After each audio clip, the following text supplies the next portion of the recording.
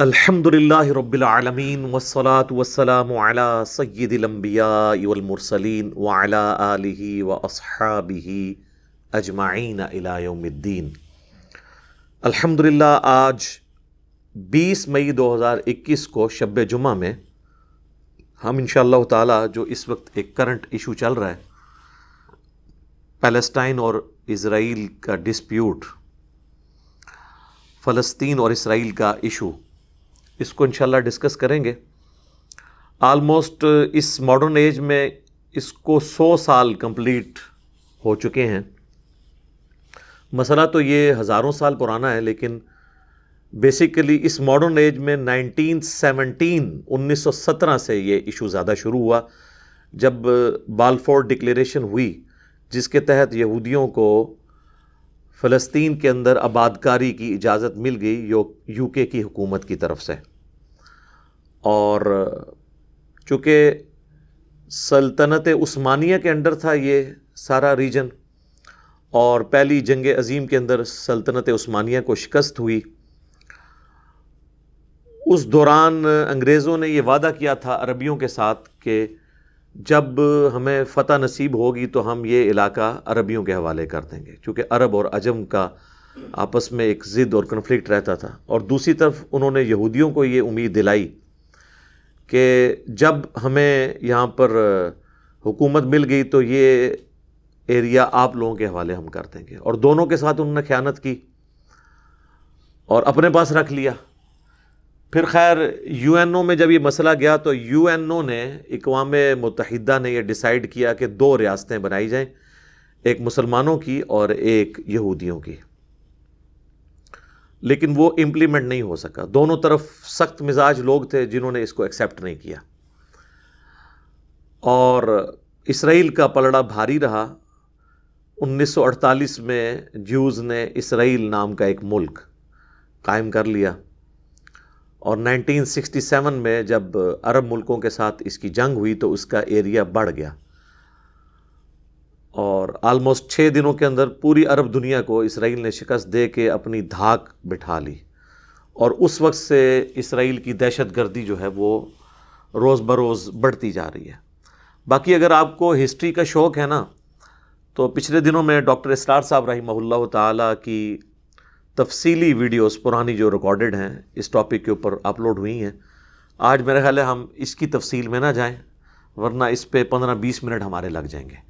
بس ایک چیز میں ضرور بتا دوں گا، اور وہ ہے کہ وہ جو جگہ ہے وہ دنیا کے 3 مذاہب، آسمانی ریلیجن یعنی مسلمز، جیوز اور کرسچنز، مسلمان، یہود و نصارہ، ان تینوں کے لیے ایک رسپیکٹیبل جگہ ہے، اور رسپیکٹیبل پرسنالٹیز کے ساتھ وہ اٹیچ ہے۔ اسی وجہ سے وہاں پر تینوں مذاہب کے ماننے والے لوگ جانا اپنے لیے سعادت سمجھتے ہیں، لیکن اس میں کوئی شک نہیں ہے کہ وہ ٹاپ آف دا لسٹ اگر کسی کے لیے حرم کا درجہ رکھتی ہے تو وہ یہودی ہیں، اور اس میں کو ایگزسٹ کرنا چاہیے۔ میرا تو پوائنٹ آف ویو یہی ہے کہ جو سیدنا عمر رضی اللہ تعالیٰ عنہ نے یہودیوں کے اوپر احسان کیا تھا اور انہیں اجازت دی تھی وہاں پر آنے کی، اس کو اسی طریقے سے کنٹینیو کرنا چاہیے تھا، اور معاملات اتنے بگڑنے نہیں چاہیے تھے۔ لیکن یہودیوں نے بھی اس کا ناجائز فائدہ اٹھایا بعد میں، اور آج آپ دیکھ رہے ہیں کہ مسلمانوں کا وہاں پر قتل عام ہو رہا ہے، اور بعض انوسینٹ یہودی بھی اس میں مارے جاتے ہیں۔ عام پبلک تو نہیں چاہتی کہ وہ کنفلکٹ ہو۔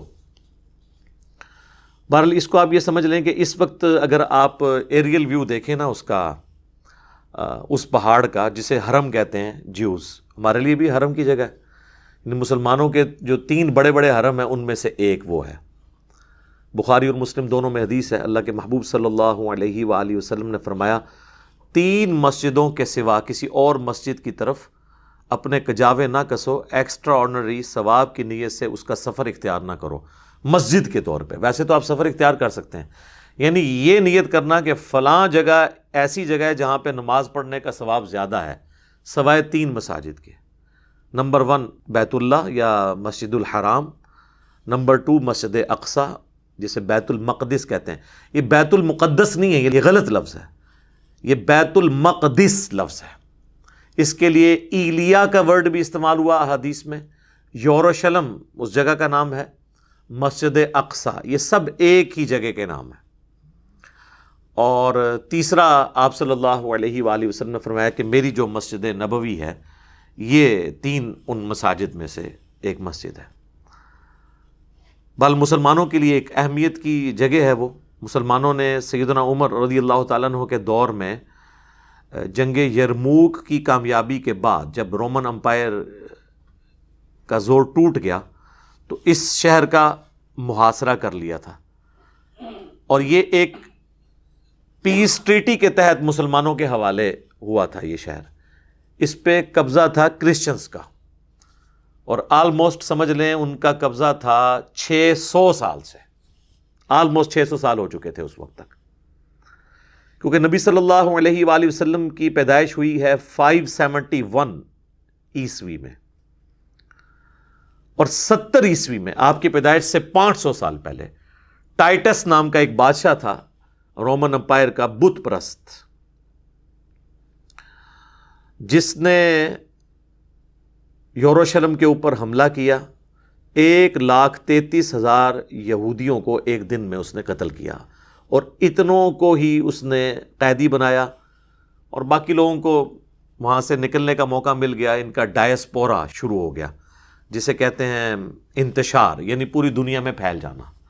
تو یہ مختلف ملکوں میں جا کے آباد ہوئے ہیں، ان کو کسی ایک جگہ کسی نے رہنے نہیں دیا، اس لیے ان کی خواہش تھی کہ ہم اپنے اسی مسکن کی طرف واپس جائیں جو ہمارے آباء و اجداد کا مسکن ہے، سیدنا ابراہیم علیہ السلام کا، سیدنا اسحاق علیہ السلام کا۔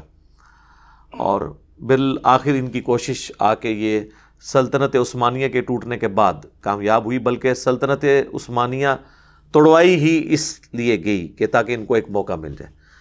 بہرحال سیدنا عمر کے دور میں جب یہ مسلمانوں کے حوالے ہوا تو سیدنا عمر نے اس کو انٹرنیشنل سٹی ڈکلیئر کر دیا کہ یہودیوں کو بھی اجازت ہے یہاں پر آنے کی، لیکن ٹریٹی میں یہ لکھا گیا عیسائیوں کی طرف سے کہ یہاں پہ یہودی آباد نہیں ہو سکتے، کیونکہ یہودی اور عیسائی آپس میں آپ سمجھ لیں 180 ڈگری کنفلکٹ ہے۔ عیسائی جس شخص کو اللہ کا بیٹا مانتے ہیں، یہودی کہتے ہیں کہ نعوذ باللہ وہ دجال تھا۔ تو اب یہ ان دونوں کا آپس میں اتفاق تو ہو ہی نہیں سکتا کسی صورت، اور یہ آپس میں لڑتے بھی تھے۔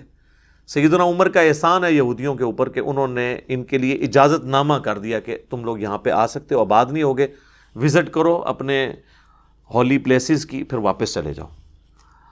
اور پھر آلموسٹ یہ آپ سمجھ لیں پوری ہسٹری میں تقریباً 1300 سال تک یہ مسلمانوں کے پاس ہی رہا ہے۔ بیچ میں کچھ عرصہ کے لیے صلیبی جنگوں میں عیسائیوں کے پاس یہ چلا گیا، لیکن پھر صلاح الدین ایوبی نے جو ہے اس کو حاصل کر لیا۔ اوورال زیادہ پیریڈ مسلمانوں کے پاس ہی رہا، اور مسلمان جتنے بھی حکمران تھے وہ اس ٹریٹی کے اوپر قائم رہے کہ انہوں نے یہودیوں کو وہاں آباد نہیں ہونے دیا۔ البتہ یہ احسان تھوڑا تھا کہ عیسائی تو ان کو آنے نہیں دیتے تھے، تو آنے والا معاملہ تو شروع ہو گیا۔ باقی اس میں کافی ساری تفصیلات ہیں، وہ میرا آدھا گھنٹہ اس کے اوپر لگ جائے گا، ضرورت نہیں ہے۔ وہ زیادہ انٹرسٹ کی چیز ہسٹوریکلی تو ہو سکتی ہے، لیکن اس وقت جو ڈسپیوٹ چل رہا ہے اس میں اس کا کوئی لینا دینا نہیں ہے۔ صرف میں ایک نقشہ آپ کو بیان کر دیتا ہوں مسجد اقصیٰ کا، کہ اگر آپ ایریل ویو سے دیکھیں، مسجد اقصیٰ جو ہے وہ اس طریقے سے لمبائی کے رخ ہے، اور اس کے کارنر کے اوپر ایک گنبد بنا ہوا ہے ڈارک گرین کلر کا، اور یعنی وہ محراب، اور اس کے بالکل اپوزٹ سائڈ کے اوپر آلموسٹ آپ سمجھ لیں 1 کلومیٹر یا اس سے بھی کم بنتا ہے، ایک پیچھے ڈوم ہے جسے ہم کہتے ہیں ڈوم آف دا راک، قبۃ الصخرہ، چٹان کا گنبد۔ اس کے نیچے وہ چٹان ہے جس سے نبی صلی اللہ علیہ وآلہ وسلم تشریف لے گئے تھے معراج کے اوپر۔ تو اس وقت پریکٹیکلی چونکہ یہ مسجد اقصیٰ جو ہے وہ خانہ کعبہ کے رخ بنی ہوئی ہے، لہٰذا مسجد اقصیٰ میں جب آپ کھڑے ہوتے ہیں تو آپ کی پیٹھ ہوتی ہے اس گولڈن ڈوم کی طرف، جسے عموماً لوگ مسجد اقصیٰ سمجھتے ہیں۔ وہ مسجد اقصیٰ نہیں ہے، وہ ڈوم آف دا راک ہے۔ مسجد اقصیٰ وہ ہے جس کا چھوٹا سا گرین گنبد ہے، انشاءاللہ ہم اس میں اٹیچ بھی کر دیں گے۔ اب آپ جب قبلہ رخ کھڑے ہوں گے نا، اگر آپ گولڈن ڈوم کے نیچے کھڑے ہیں تو آپ کو گولڈن ڈوم کی طرف پیٹھ کر کے اس طرف قبلہ ہے، اور اس کی رائٹ سائڈ پہ، مسجد اقصیٰ کی رائٹ سائڈ پہ وہ ایک ویلنگ وال ہے جسے کہتے ہیں دیوار گریہ۔ جو ہیکل سلیمانی کی ایک دیوار بچ گئی ہے، جو ٹائٹس نے جب حملہ کیا تھا ہیکل سلیمانی کو توڑ دیا تھا، تو وہ ایک دیوار ہے جس کے سامنے وہ گریا کرتے ہیں، اور وہ تورات پکڑ کے آپ دیکھیں نا تو وہ بڑا تیزی سے یوں ہل کے، بلکہ ان کی وہ عادت ہے، مسلمانوں میں بھی آلموسٹ یہ عادت آئی ہوئی ہے، آپ مساجد میں مدرسوں میں حفاظ کو بھی دیکھیں نا تو وہ بھی قرآن ہل کے پڑھتے ہیں. تو یہ ٹیکنیکلی ویسے کسی حد تک ٹھیک ہوتا ہے، وہ تھوڑا خون کی گردش ہوتی رہتی ہے، بل وہ وہاں پہ گریا کے طور پہ کر رہے ہوتے ہیں، یعنی رو رہے ہوتے ہیں اپنے اس گولڈن پیریڈ کو یاد کر کے. تو وہ یہ ٹوٹل نقشہ بنتا ہے، یہ دیوار گریا، یہ مسجد اقصی، اور یہ ڈوم آف دا راک، جسے عموماً لوگ سمجھتے ہیں کہ یہ مسجد اقصی ہے. مسجد اقصی یہ نہیں ہے. البتہ یہ ضرور ہے کہ یہ بیت المقدس یا ایلیا یا یوروشلم، یہ سب ایک ہی جگہ کے نام ہے. یعنی پہلے اگر ان 17 مہینوں کو کنسیڈر کیا جائے جو صحیح بخاری میں آتا ہے کہ نبی علیہ السلام نے بیت المقدس کی طرف رخ کر کے نماز پڑھی، تو وہ اسی چٹان کی طرف ہی رخ ہوتا تھا. مسجد اقصی اس وقت جو آپ کو نظر آ رہی ہے نبی علیہ السلام کے مبارک زمانے میں نہیں تھی، یہ بعد میں بنی ہے. اسے ایک دور کی مسجد کے طور پہ ایک لفظ استعمال ہوتا ہے اقصی، تو دور کی مسجد. بیسیکلی وہی ڈوم آف دا راک جو ہے نا، وہی ایک سمجھ لیں آپ قبلہ ہوتا تھا، وہ چٹان ہی. جس طرح خانہ کعبہ شریف میں بھی آپ چلے جائیں تو ایک چوکور عمارت ہی ہے، اس کے اندر کچھ پڑا تو نہیں ہوا، ایک اللہ نے ڈائریکشن مقرر کر دی ہے. اور بخاری و مسلم دونوں میں حدیث ہے، حضرت ابو ذر غفاری رضی اللہ تعالیٰ عنہ نے نبی علیہ السلام سے پوچھا کہ دنیا میں سب سے پہلے کون سی مسجد بنائی گئی تھی؟ تو نبی صلی اللہ علیہ وآلہ وسلم نے فرمایا مسجد الحرام. تو انہوں نے پوچھا اس کے بعد، تو آپ نے فرمایا مسجد اقصی، یعنی وہ یوروشلم یا ایلیا. اور پھر انہوں نے پوچھا کہ ان دونوں کے درمیان کتنا گیپ ہے ٹائم کا؟ تو آپ نے فرمایا 40 سال، یعنی یہ 40 سال بعد بنی ہے. تو اس سے یہ پتہ چلا کہ یہ جو بیت اللہ ہے یا مسجد اقصی، یا آپ اسے یوروشلم کہہ لیں یا بیت المقدس کہتے ہیں، یہ لفظ بیت المقدس ہے، مقدس نہیں، مقدس. تو یہ یعنی حضرت آدم علیہ السلام کے زمانے سے ہی ایگزسٹ کرتے ہیں. بیچ میں بنی اسرائیل کی خواہش کے اوپر قبلہ جو ہے وہ بیت المقدس کیا گیا. اصل میں قبلہ حضرت آدم علیہ السلام کا بھی بیت اللہ تھا جو مکہ کے اندر ہے، اور حضرت ابراہیم علیہ السلام کا بھی قبلہ وہی تھا. حضرت ابراہیم علیہ السلام کے بعد بنی اسرائیل کی خواہش کے اوپر وہ قبلہ اس طرف ہوا. نبی صلی اللہ علیہ وآلہ وسلم کی خواہش تھی کہ قبلہ واپس سے ابراہیمی ہو جائے، اور وہ سورۃ البقرہ کے میں آپ دیکھ لیں دوسرے پارے کے آغاز میں بڑی ڈیٹیل اللہ تعالیٰ کی طرف سے ارشاد ہے کہ نبی صلی اللہ علیہ وآلہ وسلم کا چہرہ مبارک ہم آسمان کی طرف اٹھانا دیکھ رہے ہیں، عنقریب ہم تمہیں اسی قبلے کی طرف کر دیں گے. اور اللہ نے خواہش پوری کی، اور اس میں اللہ نے فرمایا اس لیے کیا کہ تاکہ اہل کتاب کے پاس کوئی حجت نہ رہے تمہارے خلاف، کیونکہ وہ اندر جب بیٹھتے تھے تو کہتے تھے اگر یہ ابراہیمی ہوتا تو یہ ہمارے قبلے کی طرف منہ کر کے نماز کیوں پڑھ رہا ہے. اور جب قبلہ چینج ہو گیا تو کہنے لگے اچھا ابھی تک تو تم موسیٰ کے قبلے کی طرف سے، اب تم نے قبلہ ہی بدل دیا. تو ایک ٹکٹ میں 2 مزے کرتے تھے. اسی لیے پھر آغاز ہوا نا دوسرے پارے کا، سَيَقُولُ السُّفَهَاءُ، عنقریب بے وقوف لوگ کہیں گے کہ قبلہ کیسے بدل گیا. یعنی اللہ تعالیٰ نے بھی جو ایشو کو ایڈریس کیا ہے تو وہ ایک ایشو ایڈریس ہوا ہے، دوسرا اپنی جگہ باقی ہے. اس کو ایڈریس کرتے تو یہ کھڑا رہتا. تو دنیا میں جو لوگ ٹروتھ لور نہیں ہوتے نا، آپ ان کو شکست اس حوالے سے نہیں دے سکتے کہ ان کے سارے وسوسے سیٹل کرتے ہیں، کسی حد تک ہی سیٹل کر سکتے ہیں. بہرحال وہ قبلہ نبی علیہ السلام کی مبارک خواہش کے اوپر دوبارہ سے بیت اللہ بن گیا. اور اس کو سپورٹیو وہ آیت بھی ہے سورہ آل عمران کی جو آیت ہے نا 96 نمبر، اللہ تعالیٰ نے فرمایا اعوذ باللہ من الشیطان الرجیم ان اول بیت وضع للناس للذی ببکۃ مبارکا وہدی للعالمین. پہلا گھر بے شک جو لوگوں کے لیے مقرر کیا گیا وہ ہے جو بکہ کے اندر ہے. یہ بکہ اور مکہ یہ ایک ہی شہر کی 2 آپ سمجھ لیں پروننسیشن ہے. جس طرح ہمارے پڑوسی ملک میں بامبے اور ممبئی میم کے ساتھ بھی بولا جاتا ہے اور با کے ساتھ بھی، یہاں پہ بھی مکہ اور بکہ دونوں. وہدی للعالمین، اور یہ ہدایت کا نشان ہے سارے جہان والوں کے لیے، یعنی ایک مرکز ہے. فیہ آیات بینات، یہاں پر کھلی نشانیاں ہیں. مقام ابراہیم، جن میں سے ایک مقام ابراہیم ہے. ومن دخلہ کان آمنا، جو اس میں داخل ہوا وہ امن والا ہو گیا. وللہ علی الناس حج البیت، اور لوگوں پر اللہ کا حق ہے کہ وہ اس گھر کا حج کریں. من استطاع الیہ سبیلا، جو کہ استطاعت رکھتا ہے اس کی طرف سفر کرنے کی۔ ومن کفر فإن اللہ غنی عن العالمین، اور جو کوئی کفر کرے گا تو اللہ تعالیٰ بے پرواہ ہے تمام جہان والوں کے اگینسٹ۔ اللہ کو کسی کی پرواہ نہیں ہے، یہ لوگوں کی ضرورت ہے۔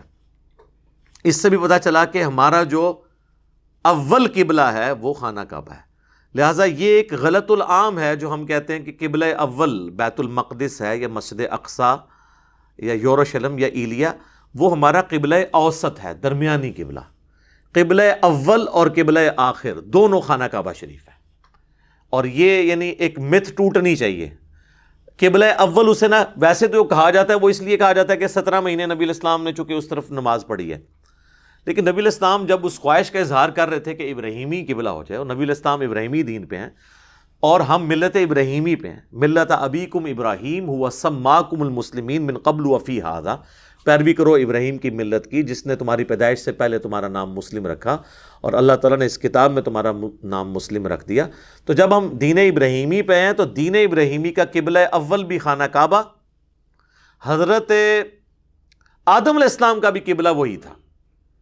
بیچ میں جب اس کی عمارت کی نشانات مٹ گئے، پھر اللہ تعالیٰ نے فرمایا نا ہم نے ابراہیم کو وہ جگہ دکھا دی، تو دوبارہ سے انہوں نے انہی بنیادوں کے اوپر قبلے کو کھڑا کیا۔ ہے یہ حضرت آدم علیہ السلام کے زمانے سے، کیونکہ جب سے پہلا انسان دنیا میں موجود ہے اس نے اللہ کی بات تو کرنی ہے، کسی طرف رخ تو کرنا ہے، تو وہ اللہ نے مقرر کیا ہوا تھا۔ تو قبلہ اول اور قبلہ آخر یہ دونوں ہیں خانہ کعبہ شریف۔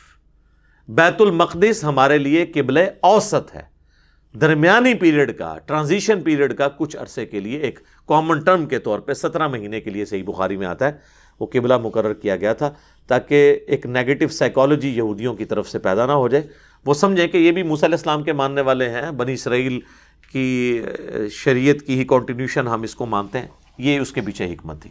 خیر باتیں تو اور بہت ساری کی جا سکتی ہیں، وہ آپ ڈاکٹر اسرار صاحب کی ویڈیوز دیکھ لیں۔ ابھی تک تو مسلمان جو ہیں وہ وقتاً فوقتاً خصوصاً رمضان کے اندر بیت المقدس کو یاد کیا کرتے ہیں، اور اس میں میں کریڈٹ دوں گا امام خمینی کو، جنہوں نے رمضان مبارک کا جو آخری جمعہ ہے، جمعۃ الوداع، اسے یوم قدس شریف ڈکلیئر کیا تھا۔ پوری دنیا کے اندر مسلمان اسے مناتے ہیں، اور بیت المقدس کی آزادی کے لیے، وہاں پہ مسلمانوں کی جو تکلیف ہیں ان کو دور کرنے کے لیے دعائیں ہوتی ہیں پوری دنیا کے اندر الحمدللہ۔ تو چونکہ یوم قدس منایا جاتا ہے تو اس دفعہ انہوں نے مسلمانوں کے لیے ایک مصیبت کھڑی کر دی۔ 27 رمضان کی رات تھی، مسجد اقصی میں مسلمان عبادت کر رہے تھے،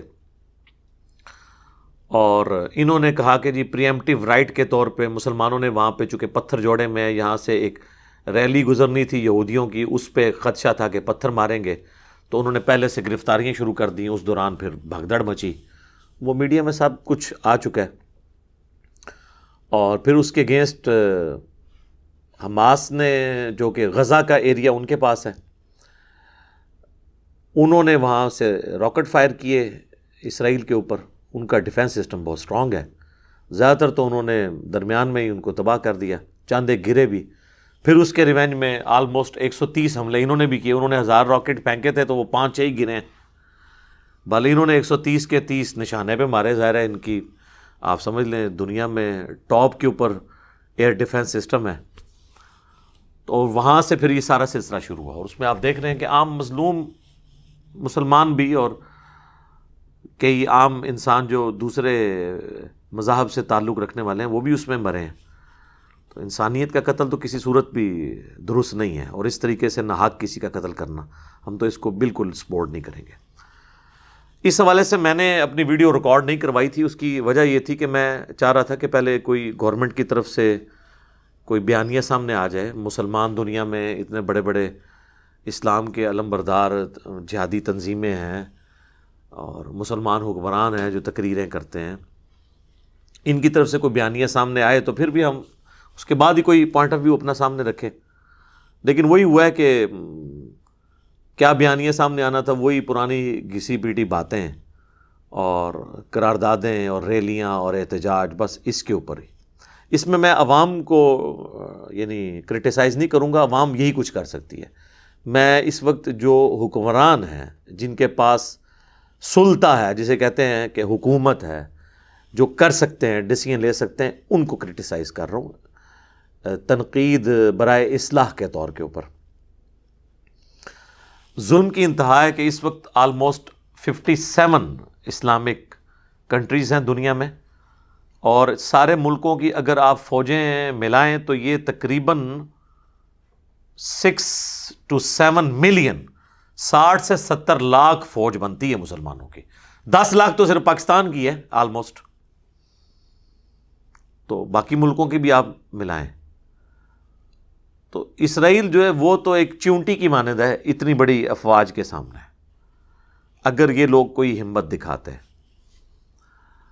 انہوں نے وہی کیا جی، اجلاس بلا لیا OIC کا، جسے کہتے ہیں وہ OIC، organization of Islamic countries, اور بس اس میں وہ قرارداد مذمت اور UNO کو بھی اپروچ کیا، لیکن وہاں پہ آپ کو پتہ ہے امریکہ نے ویٹو کر دیا، لیکن امریکہ کے خلاف کوئی بیان دینے کے لیے تیار نہیں ہے، امریکہ کے سفیر کو کوئی واپس بھیجنے کے لیے تیار نہیں ہے۔ ظاہر ہے مجبوریاں ہیں، وہ ایک علیحدہ بات ہے، لیکن ہمیں دکھ یہ ہوتا ہے کہ ایک طرف ہم مجبور بھی ہیں اور دوسری طرف ہمارے جو دعوے ہیں، ہماری جو باتیں ہیں، ہمارے جو ترانے ہیں، وہ تو لگتا ہے کہ دنیا میں سپر پاور ہی ہم ہیں۔ وہ پھر جب کنفلکٹ آتا نا، پھر دل کو ذرا دکھ ہوتا ہے کہ یار ہم ایک لائن لیں اور بتائیں کہ ہم ان سے بہت پیچھے رہ گئے ہیں، ہمیں کافی ٹائم چاہیے ان کا مقابلہ کرنے کے لیے، کافی کوشش کی ضرورت ہے۔ اب ایسی صورتحال میں جو عام مسلمان ہیں نا، وہ گلٹ کا شکار ہے، ان کے دل کے اندر ایک غم کی کیفیت آتی ہے کہ جی ہمارے اوپر کیا ذمہ داری ہے، جہاد تو نہیں فرض ہو چکا، قتال فرض تو نہیں ہو چکا۔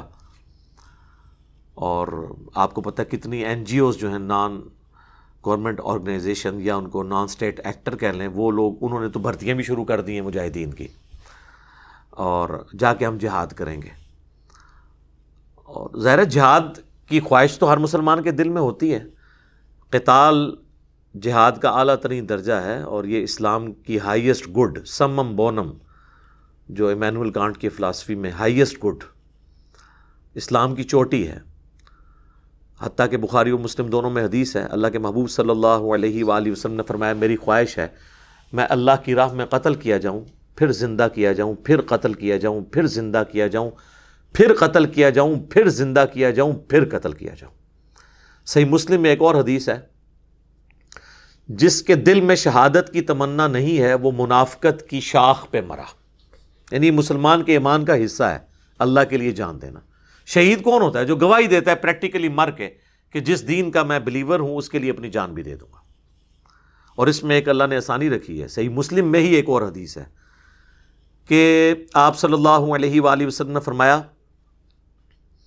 جس شخص کے دل میں شہادت کی تمنا ہوئی اور اسے بسترے پر بھی موت آ گئی عام حالت میں، اللہ کے حضور وہ شہید لکھا جائے گا، بشرطے کہ اس کے دل میں تمنا ہوئی، یہ شرط ہے۔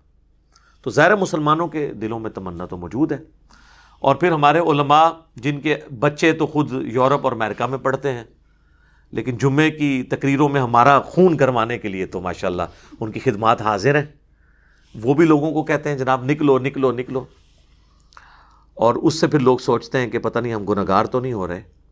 جناب آپ کوئی گنہگار نہیں ہو رہے، یہ آپ کی رسپانسبلٹی نہیں ہے، یہ ذہن میں رکھیے گا۔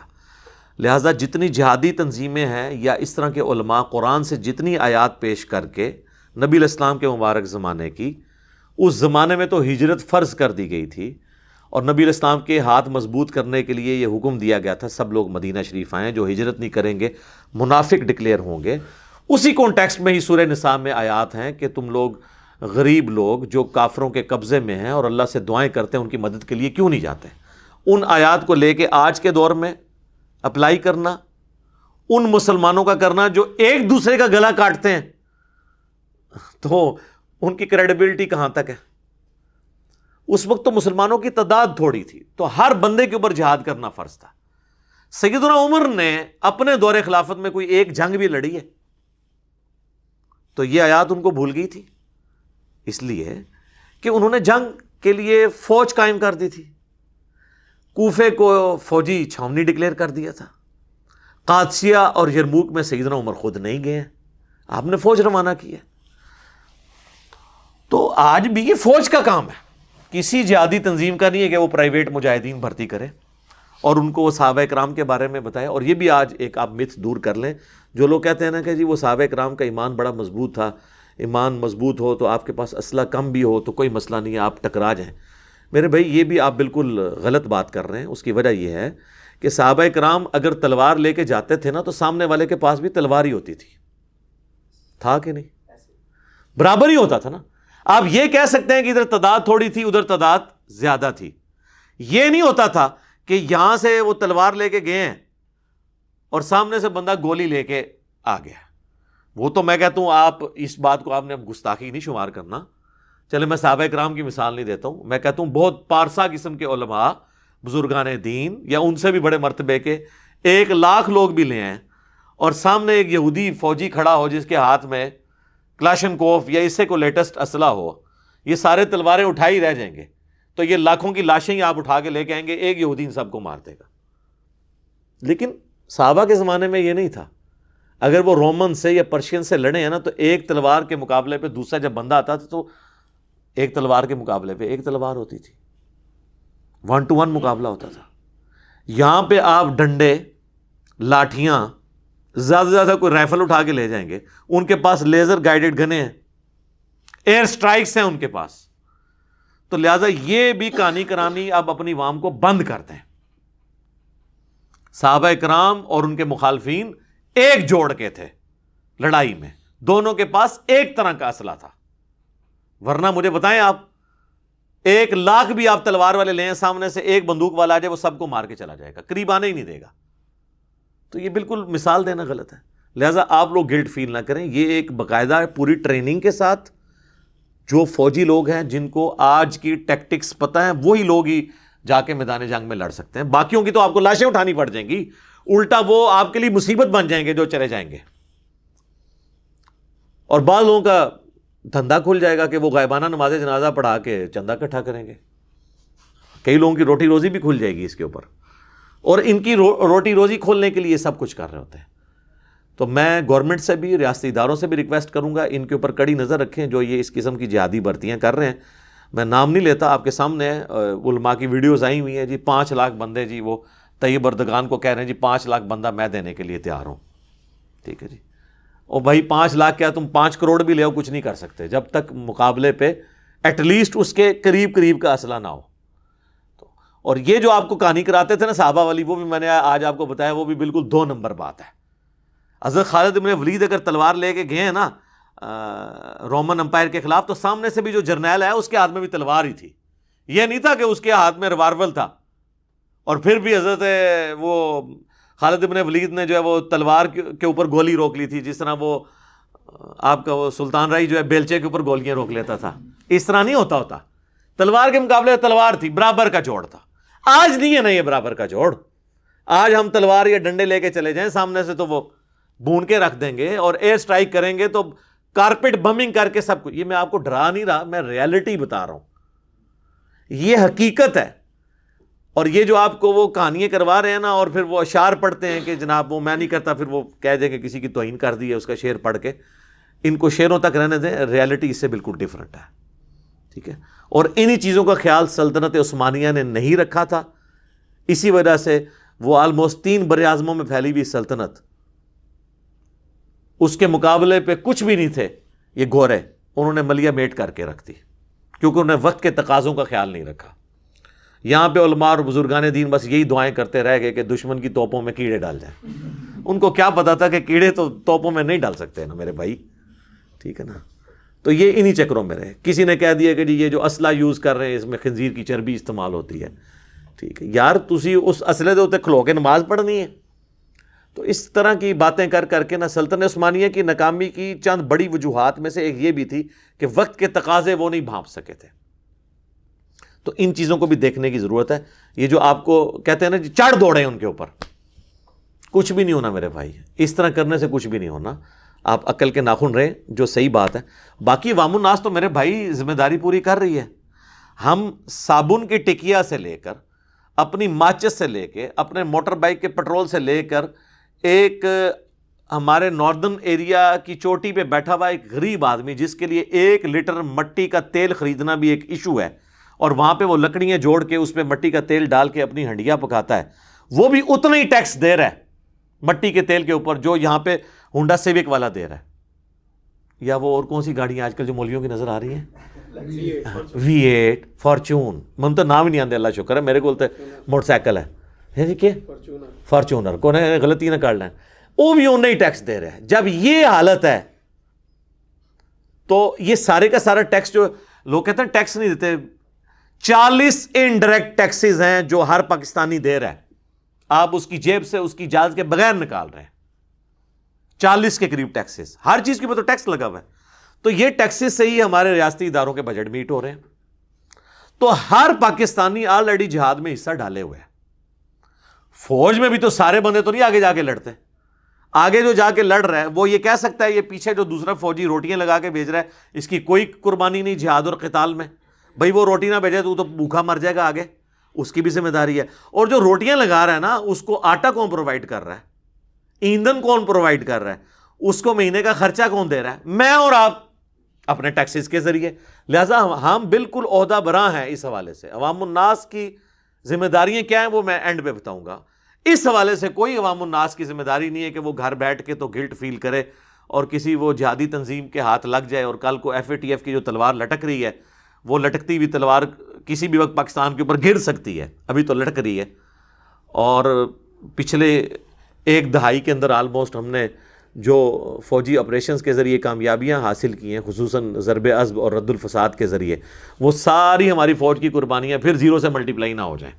یہ دوبارہ سے ایک یہ جو معاملہ اب شروع ہے، ان کو جو انٹری مارنے کا موقع مل گیا ہے نان سٹیٹ ایکٹرز کو. تو اس حوالے سے یہ ساری باتیں یعنی کرنا ضروری تھیں. تلخ کئی ایک چیزیں ہیں جو ڈسکس کرتے وقت بعض اوقات مجھے بھی یعنی فیل ہو رہا ہوتا ہے کہ جب کوئی ایک نیا بندہ دیکھے گا وہ کہے گا یار یہ کس قسم کی باتیں کر رہا ہے، لیکن حقیقت یہی ہے. وہ اگلے دنوں بھی کسی نے وہ ایک لطیفہ انہوں نے مجھے بتایا، وہ شیئر کیا ہوا تھا، لیکن یہ ہے زبردست بات ہے کہ مسجد میں نماز پڑھتے ہوئے جو پہلی صف والے بابے ہیں وہ تو امریکہ کی اور اسرائیل کی تباہی کی باتیں کر رہے ہوتے ہیں، اور جو پچھلی صف والے بچے ہیں وہ امریکہ کے ویزے اور گرین کارڈ کے لیے دعائیں کر رہے ہوتے ہیں.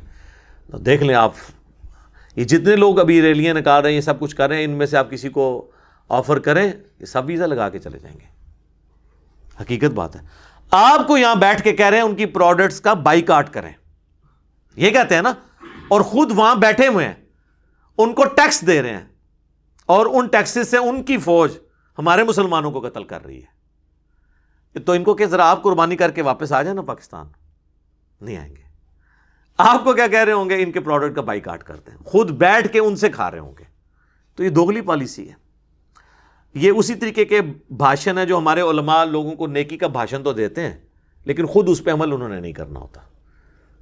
تو یہ حال ہے کہ وہ بزرگ جو ہیں وہ تو اسلام دشمن قوتوں کی تباہی کی دعا کر رہے ہوتے ہیں اور ان بزرگوں کی اولادیں جو ہیں ان ملکوں کے ویزوں کے لیے دعائیں کر رہی ہوتی ہیں. ایک ہی مسجد میں آپ دیکھ لیں 2 اسٹیٹ آف مائنڈ چل رہے ہیں اور ریالٹی یہی ہے چاہے ہمیں بری لگے. اس سے بھی تلخ بات یہ ہے کہ میں اکثر کہتا ہوں کہ آپ کی والدہ یا آپ کی بیوی یا آپ کا بچہ ہاسپٹل میں ایڈمٹ ہو اور آپ کو ڈاکٹر کہے کہ یہ ایک ٹیکہ ہے جس سے اس کی جان بچ سکتی ہے، اور آپ مارکیٹ میں جائیں میڈیکل سٹور میں، ایک طرف وہ نکالے یہ اسرائیل کا یا فرانس کا یا امریکہ کا بنا ہوا ٹیکہ ہے اور دوسری طرف مفتی اعظم پاکستان کا ہے اور اس پہ تصویر بھی مفتی اعظم کی بنی ہوئی ہو، تو اس مفتی اعظم پاکستان وہ بریلوی ہے، دیوبندی یا اہل حدیث یا شیعہ کا جو اس کو مفتی اعظم مانتا بھی ہے اور حافظہ اللہ اور دامت برکاتہم عالیہ اور آیت اللہ اور حافظہ اللہ کہتا ہے، وہ بھی اس کا ٹیکہ نہیں لے گا. وہ کہے گا بھائی جی رہن دو، اے ہی دیو منو. پھر پروڈکٹ کا بائیکاٹ کیسے ہو سکتا ہے؟ یا تو آپ اس لیول کی پروڈکٹ لے آئیں، پھر ہم بھی کہیں گے کہ بالکل پروڈکٹ کا بائیکاٹ کریں. یہ ریالٹیز ہیں جن کو سمجھنے کی ضرورت ہے. اور اسی طریقے سے اکثر آپ سنیں گے مسلمانوں سے کہ یہ کافروں کی سازش ہے جی اسلام کے خلاف. میرے بھائی قرآن نے پورے قرآن میں کہیں یہ رونا نہیں رویا گیا کہ کافروں کی سازش ہے اور اب رونا رو نہیں. یہ بتایا گیا کہ کافر یہ سازش کر رہے ہیں، تم نے یہ کرنا ہے. یہ تو اسی طریقے سے ہے کہ کوئی شخص کہ میں فیل اس لیے ہوا ہوں کہ میرا پیپر لیا گیا، اگر میرا پیپر نہ لیا جاتا میں نے فیل نہیں ہونا تھا. بھائی پیپر تو لیا جائے گا، دنیا میں تو امتحان سے آپ نے گزرنا ہے. تو یہ کافر یا شیاطین یہ مسلمانوں کی آزمائش ہے. اگر آپ کہیں یہ ہو ہی نہ تو پھر تو میں جنت ہی پہنچ جانا سی، پھر تو انہوں نے بھی پہنچ جانا سی جنت ہی۔ تو انہوں نے تو سازشیں کرنی ہیں۔ آپ کو یہ کہا گیا کہ آپ نے اللہ اور اس کے رسول کے ساتھ خیانت نہیں کرنی، عز و جل و صلی اللہ علیہ وآلہ وسلم۔ اس کانٹیکسٹ میں ایک آیت ہے، سورہ آل عمران کی آیت نمبر ہے 139، یہ بڑی مشہور آیت ہے، یہ غزوہ احد کے کانٹیکسٹ میں نازل ہوئی تھی۔ وَلَا تَهِنُوا، دیکھنا بے دل نہ ہونا، کمزور دلی نہ دکھانا، وَلَا تَحْزَنُوا، اور نہ غم کرنا، وَأَنْتُمُ الْأَعْلَوْنَ إِن كُنتُم مُؤْمِنِينَ، تم ہی غالب رہو گے اگر واقعی میں تم مومن ہوئے، بشرطے کہ مومن ہوئے۔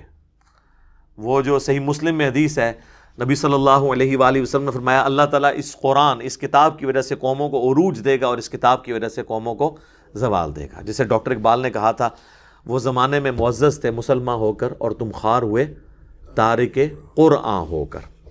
تو بالکل صحیح بات کی تھی انہوں نے، وہ بالکل اس کی ایکسپلینیشن ہے۔ اب میرے بھائیو، یہ جو 57 اسلامی ملک جن کا میں نے ذکر کیا اور ان کے حکمرانوں اور ان کی عوام کا رونا رویا، ان میں میری نظر میں تو اس وقت 5 ہی ملک ہیں جن کے اندر کوئی تھوڑی بہت آپ سمجھ لیں طاقت موجود ہے یا تھوڑی بہت رمق ہے۔ پہلے نمبر پہ پاکستان کا ہی نام لے لیتے ہیں، آپ ناراض ہی نہ ہو جائیں۔ اس کے بعد ترکی جسے ہم کہتے ہیں، اور پھر سعودی عرب، ایران اور ملیشیا۔ مجھے تو اور کوئی چھٹا ملک اس لیول پہ نظر نہیں آتا۔ اگر یہ 5 ملک ہی مل کر ڈرائیونگ سیٹ پہ تو یہ آلریڈی ہیں، ایران کو لے لیں، ادھر سے سعودیہ کو لے لیں تو آلموسٹ سارا مسلم ورلڈ، آپ پتہ ہے وہ جو سنی شیعہ کی تفریق والا جو ایک مسئلہ ہوا ہے وہ بھی کور ہو جاتا ہے۔ اور یہاں پر تو سنی شیعہ سے بلند ہو کر ابھی تک میں نے نہیں یعنی کہیں سنا کہ یہ فلسطین میں جو لوگ ہیں یہ تو رفع الیدین سے نماز پڑھتے ہیں، اور اکثر ان میں سے ہاتھ چھوڑ کے نماز پڑھتے ہیں۔ تو ابھی تک تو یہ بحث ہی کہیں نہیں آئی کہ ان کا فرقہ کون سا ہے۔ سب لوگ تو یہی تڑپ رہے ہیں کہ مسلمان ہیں، ہم نے ان کا ساتھ دینا ہے۔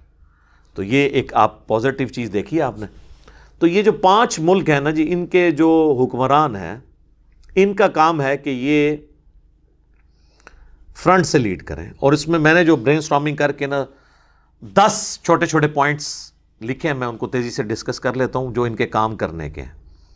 نمبر 1، یہ OIC کو، جو آرگنائزیشن آف اسلامک کنٹریز ہے، جو پریکٹیکلی OIC بنی ہوئی ہے، اس کے ذریعے UNO میں، اقوام متحدہ میں اپنا ایک سمجھیں کہ رول ادا کریں اور وہاں سے کسی طریقے سے قرارداد نکالیں اسرائیل کے خلاف، جسے آئے دن امریکہ جو ہے ویٹو کر دیتا ہے۔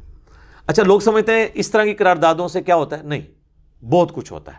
اس سے ایک ماحول بنتا ہے، یہ پروپیگنڈا بھی آپ کو کرنا پڑتا ہے، سچائی کے لیے بھی رونا پڑتا ہے۔ آپ مجھے بتائیں، یہ 5 ملکوں کے حکمران اگر یہ کہہ دیں کہ ہم نے اس دفعہ جمعہ جو ہے مسجد اقصیٰ میں ادا کرنا ہے، سر اسرائیل دے گا سیکیورٹی آپ کو، وہاں جانے سے ان کو کوئی روک سکتا ہے؟ اور یہ 5 جا کے جمعے کی نماز پہلی صف میں پڑھ کے آئیں، کتنا بڑا جیسچر جائے گا وہاں کے مسلمانوں کو، آپ امیجن نہیں کر سکتے۔ یہ ایک اتنی بڑی علامت ہوگی، ان کا خون بڑھ جائے گا کہ جی پاکستان کا پرائم منسٹر آیا ہوا ہے، جی ٹرکی کا صدر آ گیا، جی ملیشیا کے پرائم منسٹر خود آ گئے۔ آپ امیجن کر سکتے ہیں؟ یہ ہم ایک جمعے کی نماز وہاں ادا کرنے کے لیے بھی نہیں جا سکتے، ویسے تقریریں یہاں بیٹھ کے تو ساری کر رہے ہیں۔ تو یہ پہلا بڑا کام ہے کرنے کا۔ نمبر 2، جو اردگان نے مشورہ دیا ہے کہ نیٹو کے طرز پہ مسلمانوں کی بھی ایک فورس ہونی چاہیے۔ نیٹو بھی جہاں جاتا ہے گھسا دیتا ہے نا اپنی فورس، وہ فورس نہیں وہ جو تلوار پکڑ کے تو ناچ رہی ہے 45 ملکوں کی، وہ والی فورس نہیں۔ وہ فورس جو ہے نا وہ بس وہ اسی کام کے لیے ہے، وہ فورس جو لڑ سکتی ہو۔ میں کہتا ہوں یہ 5 ملک ہی مل کے ایک فورس بنا لیں، کافی ہے۔ اسرائیل کی کیا جرت ہے؟ اس کو تو حزب اللہ اور حماس ہی قابو کر لیں گے، صرف یہ اسلحہ ہی ان کو ٹائملی پرووائڈ کرتے ہیں۔ تو یہ یعنی ایک فورس بنانے کی ضرورت ہے، یہ دوسرا بڑا کام ہے جو کرنا چاہیے۔ تیسرا یہ ہے کہ ظلم کے خلاف اعلانیہ کھڑے ہوں اور یہ ہمت کریں مسلمان کہ ظلم جس پہ بھی ہوا ہے ہم ظالم کے خلاف ہیں اور مظلوم کے ساتھ ہیں۔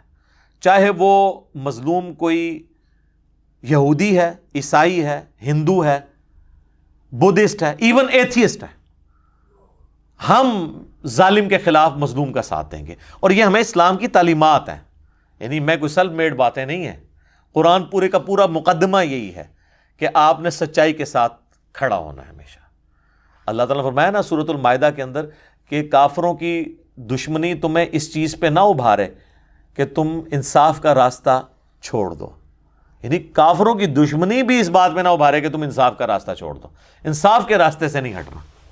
اب یہ ایک ٹاپک ہے، اس پہ کہ ایک آیات اور احادیث ہیں، لیکن میں اس کو سکپ کرتا ہوں. ایک نٹ شیل میں چونکہ میں نے گفتگو کرنی ہے، تو یہ دوسرا جو تیسرا پوائنٹ ہے کہ ظلم کے خلاف کھڑے ہوں اور ہمت کریں.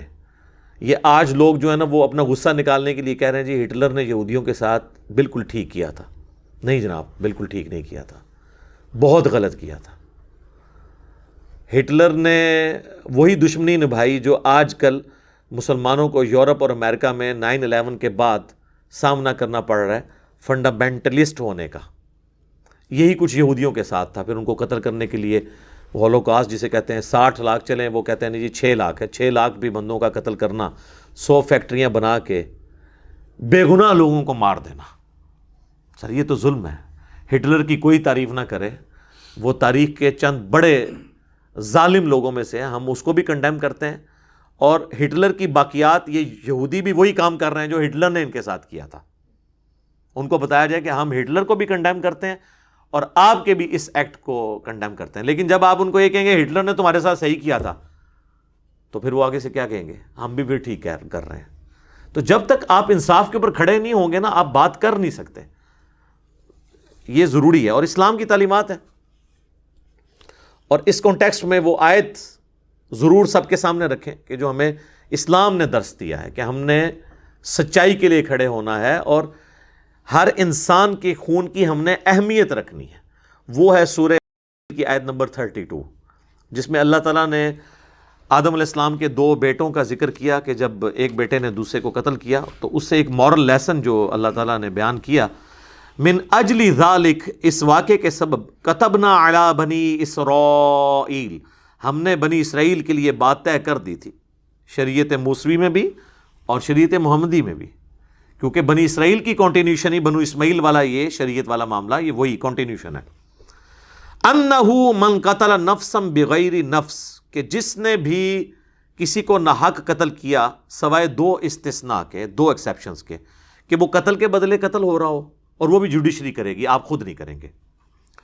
او فساد فی الارض، یا کوئی فساد فی الارض کرنے والا عادی مجرم ہے، ڈاکو ہے، جو ڈیٹرنس قائم کیے ہوئے ہے ناجائز. یہ 2 ایکسیپشنز ہیں. ان 2 ایکسیپشنز کے سوا اگر کسی نے کسی انسان کو قتل کیا، وہ خواہ کسی بھی مذہب سے تھا، انسان تھا نا، فَكَأَنَّمَا قَتَلَ النَّاسَ جَمِيعًا، تو گویا اس نے پوری انسانیت کا قتل کر دیا. وَمَنْ أَحْيَاهَا، اور جس نے کسی ایک جان کی زندگی بھی بچائی، فَكَأَنَّمَا أَحْيَا النَّاسَ جَمِيعًا، تو گویا اس نے پوری انسانیت کی زندگی کو بچا لیا. اسلام باقی ہر جگہ کہتا ہے کہ ٹالریٹ کرو، معافی کی روش اختیار کرو، لیکن قتل ناحق پہ کیا کہا گیا؟ سورہ البقرہ کے اندر وَلَكُمْ فِي الْقِصَاصِ حَيَاةٌ يَا أُولِي الْأَلْبَابِ لَعَلَّكُمْ تَتَّقُونَ، اے عقل مندو، قصاص میں انسانیت کی زندگی چھپی ہوئی ہے. یعنی قاتل کو معاف نہ کرو، قصاص لو، دیت نہ لو، جائز ضرور ہے لیکن پریفریبل نہیں. قصاص کرو، قتل کے بدلے قتل، ڈیٹرنس ہو، تاکہ ایک کو سزا ہو اور لاکھوں کروڑوں لوگوں کے لیے ڈیٹرنس ہو جائے. اس میں انسانیت کی زندگی چھپی ہوئی ہے. اور سر ایک حدیث میں حیران ہوتا ہوں کہ ہمارے علماء نے جب ہمارے ملک کے اندر عیسائیوں کی بستیاں جلائی گئیں، کئی ہندوؤں کا ناحق قتل ہوا، کسی نے یہ حدیث نہیں سنائی جو صحیح بخاری میں ہے، کوئی دور بھی نہیں تھی، مین سٹریم کی پہلے نمبر کی کتاب میں اور مشکات میں بھی موجود ہے، کہ نبی صلی اللہ علیہ وآلہ وسلم نے فرمایا جس نے ایک ذمی کافر کو بھی ناحق قتل کر دیا، اسے جنت کی خوشبو بھی نہیں آئے گی، جنت میں تو جانا حرام ہو گیا. اور نبی علیہ السلام نے فرمایا کہ حالانکہ جنت کی خوشبو 40 سال کی مسافت سے آ رہی ہوگی، یعنی جو قیامت کا دن سورۃ المعارج میں آیا نا کہ 50,000 سال کا دن ہے، یعنی وہ جب 40 دن باقی 40 سال باقی رہ جائیں گے نا اس دن کے ختم ہونے میں، تو جنت کی خوشبو آنا شروع ہو جائے گی. لیکن اس مسلمان کو جنت کی خوشبو بھی نہیں آئے گی جس نے ناحق کسی ذمی کافر کو، جو ٹیکس دے کر مسلمانوں کی ملک کے اندر رعایا کے طور پر رہ رہا تھا، جس طرح یہاں پہ لوگ رہتے ہیں. سکھ بھی ٹیکس دے رہے ہیں، ہندو بھی دے رہے ہیں، کرسچنز بھی دے رہے ہیں، تو اس کو بھی اللہ تعالیٰ اس کے لیے بھی جنت حرام کر دے گا اگر کسی مسلمان نے کسی کافر کو بھی ناحق قتل کیا.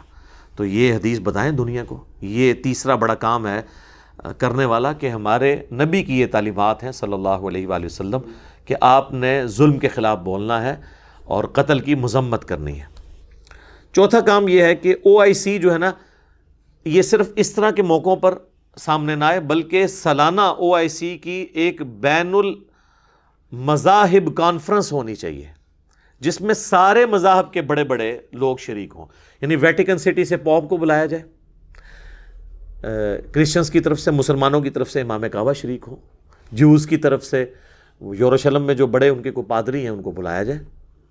اسی طریقے سے بدھسٹ ان کی بھی وہاں پر یعنی نمائندگی ہو، ہندوؤں کی نمائندگی ہو، اور وہاں پہ بتایا جائے کہ تمام دنیا کے ریلیجن جو ہیں وہ پیس کی بات کرتے ہیں، اور یہ جو چند ایک لوگ ہر جگہ خبتی قسم کے موجود ہیں جو اس مذہب کی بدنامی کا باعث بنے ہوئے ہیں، یہ اس مذہب کی ریپریزنٹیشن نہیں ہے. یہ کام کرنے کی ضرورت ہے. پانچواں، دہشت گردی سے اعلان برات کریں جی سب لوگ، سارے مذاہب کے ماننے والی عوام بھی اور ان کے حکمران بھی. یہ کام کرنا ضروری ہے.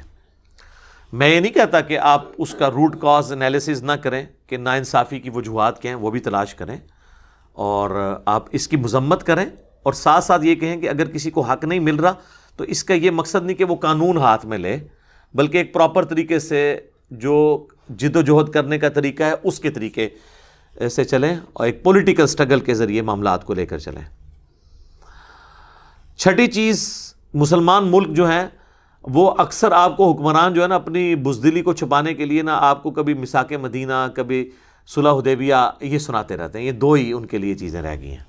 ان سے کہیں کہ ایک تیسری چیز تھی، وہ تھی مواخات، جو نبی علیہ السلام نے ایک ایک مہاجر اور ایک ایک انصار کو بھائی بنایا تھا. حتیٰ کہ اگر کسی انصاری کی 2 بیویاں تھیں نا تو اس نے مہاجر بھائی سے کہا کہ بھئی تیرے پاس تو اتنی رقم بھی نہیں کہ تو شادی کر سکے، میں اپنی 2 بیویوں میں سے ایک بیوی پسند کر لے، میں اسے طلاق دے دیتا ہوں. یہ مواخات تھی. ایک انصار اور ایک مہاجر کو بھائی بنایا، کیونکہ مہاجر تو بیچارے لٹے ہوئے آئے تھے، سب کچھ ان کا مکے میں رہ گیا تھا، تو انصار مدینہ نے ان کو. تو سر اس وقت تو انصار مدینہ بہت زیادہ ہے، 57 اسلامی ملک ہے. ٹوٹل آبادی جو ہے نا مسلمانوں کی وہاں پہ 60 لاکھ سے زیادہ نہیں ہے فلسطین کے اندر. وہ سارے پورے اسرائیل کا ایریا ملائے. یہودی ہیں تقریباً 70 لاکھ. 60 لاکھ مسلمان اگر ان 60 ملکوں میں ڈیوائیڈ کریں 1 لاکھ سے زیادہ نہیں ایک حصے میں آتا. کیا فرق پڑتا ہے؟ یہاں تو مسلمانوں میں ایک ایک بندہ اتنا امیر ہے کہ وہ سب کا خرچہ اٹھا سکتا ہے. مواخات کریں، اپنے ملکوں میں ان کو پناہ دیں.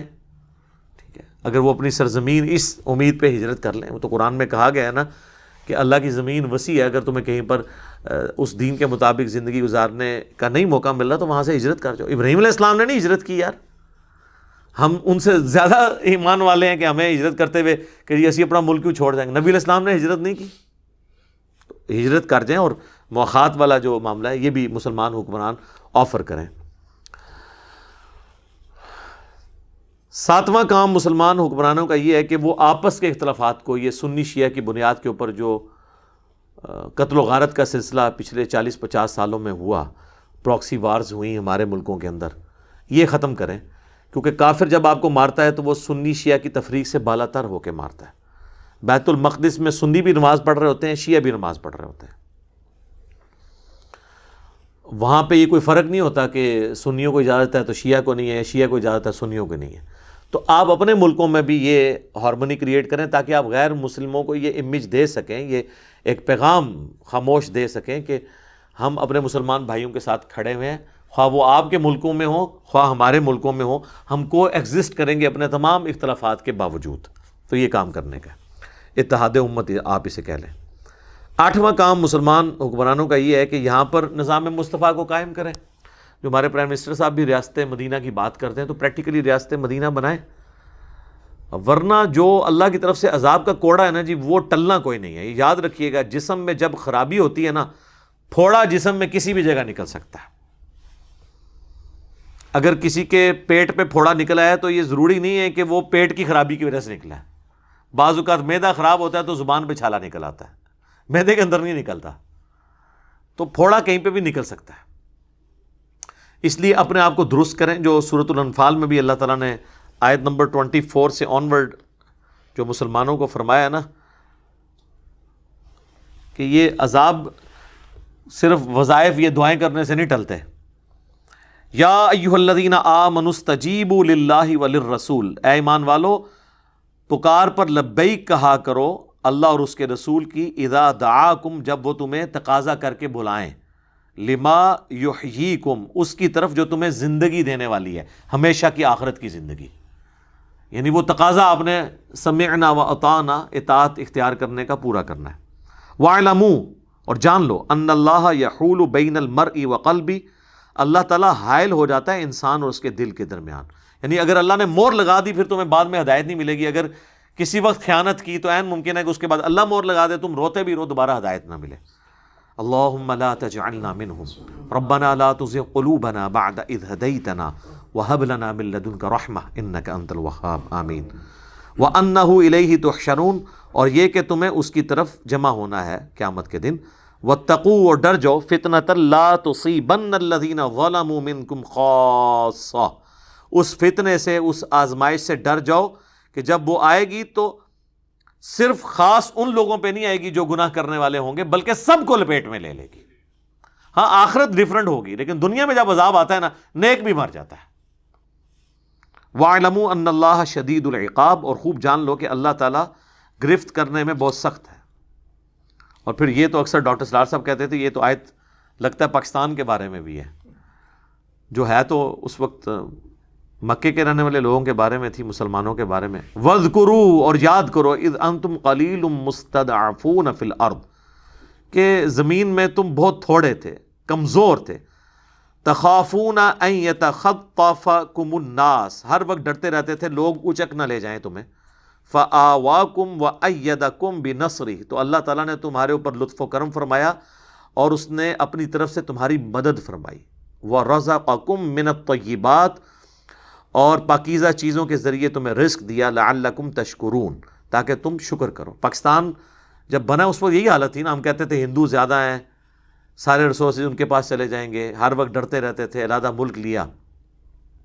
اللہ نے ہمیں یہ سب کچھ دیا، لیکن وہی کچھ ہوا جو قرآن میں خدشے کا اظہار تھا۔ یا ایھا الذین آمنوا اے اہل ایمان، لا تخونوا اللہ والرسول دیکھو خیانت مت کرو اللہ اور اس کے رسول کے ساتھ۔ وَتَخُونُوا أَمَانَاتِكُمْ وَأَنْتُمْ تَعْلَمُونَ اور یہ جو تم نے ایک امانت کا بوجھ اٹھایا تھا، اس میں خیانت مت کرو جب کہ تم یہ جانتے بھی ہو کہ تم یہ خیانت کر رہے ہو۔ وَاعْلَمُوا أَنَّمَا أَمْوَالُكُمْ وَأَوْلَادُكُمْ فِتْنَةٌ اور جان لو کہ یہ مال اور اولاد تو سوائے آزمائش کے کچھ نہیں ہے۔ وَأَنَّ اللَّهَ عِندَهُ أَجْرٌ عَظِيمٌ اور اللہ کے پاس تو بہت بڑا اجر ہے، یعنی آخرت اورینٹڈ ہو جاؤ، دنیا کی منفیت کی خاطر اللہ اور اس کے رسول کے ساتھ خیانت مت کرو۔ تو ہم نے پریکٹیکلی کی ہے۔ اس وقت تو ہمارا نعرہ تھا کہ پاکستان کا مطلب کیا، لا الہ الا اللہ، تو اب وہ پریکٹیکلی ہم نے کتنا اس مطلب کو پورا کیا۔ اللہ سے ایک نعمت لی لیکن اس کے اندر خیانت ہو گئی۔ صحابہ کرام نے اس نعمت کی قدر کی لیکن ہم اس طریقے سے قدر نہیں کر سکے۔ اللہ تعالیٰ ہمارے حال پر رحم فرمائے، ہمیں توفیق دے کہ ہم اس نعمت کی قدر کر سکیں، آمین۔ اچھا، 9واں کام مسلمان حکمرانوں کے کرنے کا یہ ہے کہ وہ یہ جو این جی اوز ہیں نا، ان کی سرپرستی خود کریں، خصوصاً جو ریلائبل این جی اوز ہیں، جیسے الخدمت فاؤنڈیشن ہے جماعت اسلامی والوں کی، جو ہمیشہ چاہے روہنگیا مسلمانوں کا ایشو ہو، خواہ کشمیر کے مسلمانوں کا ایشو ہو، خواہ فلسطین کے مسلمانوں کا، ہمیشہ سے اس پہ، یا پاکستان کے اندر بھی جب زلزلہ آتا ہے یہ لوگ کرتے ہیں، عیدی فاؤنڈیشن والے ہیں، ان کی سرپرستی کریں۔ اور یہ جو چندہ ریز ہوتا ہے نا، وہ صحیح جگہ پہ لگ رہا ہے یا نہیں لگ رہا، اس کے اوپر نظر رکھیں، کیونکہ اسی دوران کئی ایک ایسی این جی اوز بھی سامنے آئیں گی جو اس چندے کے اگینسٹ ان کی گاڑیاں اور ان کی کوٹھیاں بن رہی ہوں گی وہ مستحقین تک نہیں پہنچیں گے. تو ان این جی اوز کے اوپر سرپرستی والا معاملہ کریں اور پھر ان کو فیسیلیٹیٹ کریں کہ یہ غریب مسلمانوں کی وہاں تک یعنی مدد کریں. ابھی غزہ کے اندر آپ سوچ نہیں سکتے کیا غربت ہے مسلمانوں پہ, کس لیول کی وہ زندگی گزار رہے ہیں. ظاہر اکانومی کوئی نہیں ہے, ایک طرف مصر ہے انہوں نے ان کا بائیکاٹ کیا ہوا ہے, دوسری طرف اسرائیل ہے, تیسری طرف جو ہے میڈیٹرینین سی ہے. یہ تھوڑا بہت جو اسلحہ بھی ان کو پہنچتا ہے وہ بھی ایران دیتا ہے, اور تو کوئی ملک ان کو اسلحہ بھی دینے کے لیے تیار نہیں ہے. اور ان کی کیا کس طریقے سے کس پرسی میں وہ زندگی گزار رہے ہیں سب کے سامنے. تو ان کی بیسک نیڈز تو کم از کم پوری کر سکتے ہیں نا. غربت کی زندگی جو گزار رہے ہیں اس میں ان کو اپ لفٹ کیا جا سکتا ہے ان این جی اوز کے ذریعے. اور 10ویں چیز جو میں بار بار ہائی لائٹ کرتا ہوں, اس وقت سے کر رہا ہوں جب ہماری اسٹیٹ پالیسی اس کے اگینسٹ ہوتی تھی. اب تو اسٹیٹ کی وہی پالیسی ہے جو ہم پچھلے 10-12 سال سے رو رہے تھے کہ نان اسٹیٹ ایکٹر کو اجازت نہیں ہونی چاہیے یہاں پہ کسی کو جہاد کے لیے بھرتی کرے. یہ صرف فوج کا کام ہے, ورنہ ایف اے ٹی ایف کی تلوار لٹکی ہوئی ہے. ضرب عصب اور رد الفساد سے جو ہم نے کامیابی حاصل کی ہماری فوج کی قربانیوں کی برکت سے, وہ ضائع ہو سکتی ہے. کیونکہ یہ آپ دیکھ رہے ہیں کتنے مولوی میدان میں اتر آئے ہیں جو یہ کہہ رہے ہیں کہ جی ہم نے اتنے بندے بھرتی کر لیے ہیں. یہ بندے کیا جا کے کریں گے وہاں میرے بھائی؟ نہ ان کی کوئی ٹریننگ ہے, ان کی تو الٹی یعنی لاشیں پچھلوں کو اٹھانی پڑ جائیں گی. یہی ہوگا. یا بعض کے غائبانہ نماز جنازہ پڑھ کے تو یہاں پہ علماء جو ہیں وہ اپنا چندہ اکٹھا کریں گے, اور اس میں سے کچھ بھی نہیں نکلنا. لہٰذا یہ جو جہادی پرائیویٹ جہاد والی تنظیمیں ہیں نا, ان کی ایکٹیویٹیز کے اوپر اس وقت ساری دنیا کے مسلمان حکمرانوں کو نظر رکھنے کی ضرورت ہے. لیکن اس کا مقصد یہ نہیں ہے کہ یہ خود جہاد چھوڑ دیں حکمران, انہوں نے تو کرنا ہے. لیکن جو یہ کر رہے ہیں یا ان کو رخ دیں, ٹریننگ دیں, انہیں بھرتی کریں, پھر ضرور لانچ کریں. لیکن بغیر ٹریننگ کے آپ ان کو بھیجیں گے صرف نگ کے طور کے اوپر, تو وہ تو پھر لاشوں کی لاشیں ہی واپس آئیں گی. اور صرف ٹریننگ نہیں, پھر اسلحہ بھی اس لیول کا ہو کہ یہ لڑ سکے.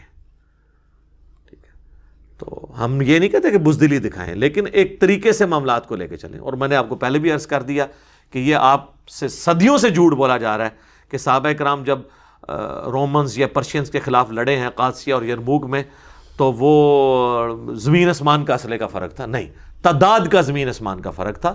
چند ایک چیزوں میں آپ کہہ سکتے ہیں ان کے پاس ہاتھی تھے یا منجنیق تھے, لیکن اصل فیصلہ تو 1-to-1 وار کا ہوتا تھا. اس میں حضرت خالد ابن ولید کے پاس بھی تلوار ہی ہوتی تھی اور سامنے رومن جنرل کے پاس بھی تلوار ہوتی تھی. ورنہ سامنے سے رومن جنرل اگر ایک جنرل ان کا کلاشنکوف لے کے آ جاتا اس زمانے میں ہوتی, تو سامنے 1000 بھی ہوتے, اس اکیلے نے بون دینا تھا. تو آج تو یہی ہے نا. آج یہ کہتے ہیں جی وہ ہمارا ایمان اگر اس لیول کا ہو جائے. سر صرف ایمان اس لیول کا نہ ہو, برابر کی جنگ بھی ہونی چاہیے نا, پھر ہوگا. اسلحہ بھی بالکل برابر کا ہو, ورنہ تو ایک بندہ سب کو بھوننے کے لیے کافی ہے. تو یہ بھی آپ سے جھوٹ بولا جاتا ہے. اس وقت تلوار کا مقابلہ تلوار سے ہوتا تھا, یہ نہیں ہوتا تھا. اور اسی طریقے سے ہاتھیوں کا مقابلہ گھوڑے سے ہو رہا ہوتا تھا. یہ ساری چیزیں دیکھنے والی ہیں. لیکن الٹیمیٹلی 1-to-1 دو بدو لڑائی ہوتی تھی, اس میں پھر دونوں کے پاس تلوار ہوتی تھی. ٹھیک ہے, تو تلوار کا مقابلہ تلوار سے ہو رہا ہوتا تھا. تو اب تو یہ اس طرح نہیں ہے سلسلہ. ہمارے پاس لیٹسٹ اسلحہ نہیں موجود ہے, تو ہم یہ ڈنڈے اور لاٹھیاں اور یہ چیزیں لے کے جا کے تو یہ تو ان کی لاشیں اٹھانی پڑ جائیں گی اور کچھ بھی نہیں ہوگا. اور ابھی تو ایئر سٹرائکس والا جو ایشو ہے وہ تو کارپٹ بمنگ جب کرتے ہیں تو بچتا ہی کوئی نہیں ہے. وہ ایک مسئلہ سب سے خطرناک مسئلہ ہے. یعنی افغانستان کے اندر یہ جنگ اتنی لمبی کیوں ہوئی ہے؟ حالانکہ افغانیوں کا مقابلہ کوئی نہیں کر سکتے تھے امریکنز, ان کے پاس بھی اسی لیول کا اسلحہ ہے, اور رشیا دے رہا ہے ان کو. سر ہاں جی, آپ لوگ سمجھتے ہیں شاید وہ پھوکے مار کے تو جیت رہے ہیں. نہ, رشیا اب اپنا بدلہ اتار رہا ہے امریکہ سے. سارا لیٹسٹ اسلحہ ان کو رشیا دیتا ہے. ٹھیک ہے, اور تب وہ مقابلہ کرتے ہیں. لیکن ایک چیز ان کے پاس نہیں ہے, وہ ایئر سٹرائکس ہے. اسی لیے آپ دیکھ لیں 20 سال سے وہ لڑ رہے ہیں. وہ جنگ ختم تو نہیں ہوئی, ورنہ اگر ان کے پاس ایئر سٹرائک ہوتی تو سر یہ 20 مہینے بھی جنگ نہیں تھا امریکہ نکال سکتا اور افغان طالبان کو فتح ہو جانی تھی.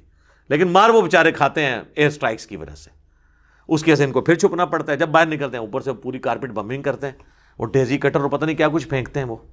ٹھیک ہے, لیکن زمین پہ آ کے برابر ہی ہیں. آپ دیکھ لیں ان کے پاس بھی گن ہے, سامنے والوں کے پاس بھی گن ہے. یہ نہیں ہے کہ ادھر سے کوئی دروشی پڑھ کے تو ڈنڈا پھیرے گا تو یہ ہو جائے گا. کچھ بھی نہیں ہونا بھائی, انج نہیں ہونا کہتے. یہ آپ چھوڑ دیں, یہ آپ لوگوں کو کہانیاں کرانی بند کریں. تو یہ 10 کام تھے جو مسلمان حکمرانوں کے اور ریاستوں کے کرنے کے کام ہیں۔ اب میرا آپ کا جو کرنے کا کام ہے وہ میں آپ کو مختصر 3 کام بتا دیتا ہوں، اور یہ جو آج ہم کاؤنٹر نیریٹو ڈسکس کر رہے ہیں یہ صرف فلسطین کے لیے نہیں ہے، چاہے چائنا میں مسلمانوں کے خلاف جو ظلم ہو رہا ہے، افغانستان میں ہو رہا ہے، شام میں ہو رہا ہے، فلسطین میں ہو رہا ہے، کشمیر میں، سب کے لیے یہ میری ویڈیو کفایت کرے گی۔ اس میں اتنے سارے پوائنٹس میں نے کاؤنٹر نیریٹو میں تیار کیے ہیں تاکہ فائدہ ہو انشاءاللہ تعالی۔ مسلمان عوام الناس کے کرنے کا کام کیا ہے؟ پہلے تو میں وہ آیت کوٹ کروں گا، سورۃ الحجرات کی آیت نمبر 10 ہے، انما المؤمنون اخوہ، بے شک، یا اس کا ترجمہ اپروپریٹ تو بنے گا کہ مومنین تو اس کے سوا کچھ نہیں ہے مگر یہ کہ وہ آپس میں بھائی بھائی ہیں۔ اور بخاری مسلم میں حدیث ہے، نبی علیہ السلام نے فرمایا کہ تم تمام اہل ایمان کو باہم محبت کرنے میں، ایک دوسرے پر مہربانی کرنے میں اور ایک دوسرے کی مدد کرنے میں ایک جسم کی مانند پاؤ گے، کہ جسم کے کسی ایک حصے میں بھی تکلیف ہوتی ہے تو پورا جسم رات کاٹ کے اس تکلیف کو بیداری میں گزارتا ہے۔ تو ظاہر ہے کہ ہمیں تکلیف ہوتی ہے۔ اب ہم میں سے اللہ کا شکر ہے کہ اتنا بھی زمین نہیں مر گیا کہ کوئی یہ پوچھ رہا ہے کہ وہ ویڈیوز تو دکھا رہے ہیں مسجد اقصیٰ میں اکثر لوگ تو رفع الیدین سے نماز پڑھ رہے ہیں، یہاں تو مسجدیں دلائی جاتی ہیں، رفع الیدین کرنے والا کو گھس جائے۔ شکر ہے یہ یہاں پہ حنفیوں کے دماغ میں یہ گند نہیں آیا کہ یار وہ وہاں پہ تو ہاتھ چھوڑ کے بھی نماز پڑھ رہے ہیں، کچھ مالکی ہیں اور کچھ شیعہ ہیں۔ تو شکر ہے مسلمان کہہ رہے ہیں نہیں سنی شیعہ چاہے دونوں ہیں، ہے تو ہمارے بھائی ہیں، کاش اپنے ملک کے اندر بھی یہی جذبہ ان کا ہو۔ 3 کام جو عوام الناس نے کرنے ہیں نا جی، وہ نمبر 1 رجوع اللہ، اللہ کی طرف رجوع لانا ہے، توبہ کرنی ہے، شکر ادا کرنا ہے کہ ہم سکون سے یہاں بیٹھے ہوئے ہیں۔ ہاں دیکھیں نا، آپ ذرا امیجن کریں کہ ہم تو اب بھی بچوں والے ہیں، ہم اس چیز کو امیجن کر سکتے ہیں کہ آپ نے وہ دیکھا ایک ویڈیو بھی وائرل ہوئی تھی کہ وہ 2-3 بچیاں تھیں، ان کی ماں کو زبردستی وہ فوجی پکڑ کے لے گئے۔ تو آپ ذرا امیجن کریں اپنے آپ کو رکھ کے وہاں پہ کیا کس تکلیف سے گزرنا پڑا ہے۔ اور یہ تو واقعہ جو ویڈیو میں رپورٹ ہوا ہے، ہزاروں واقعات ہیں جو ویڈیو میں بھی نہیں آتے۔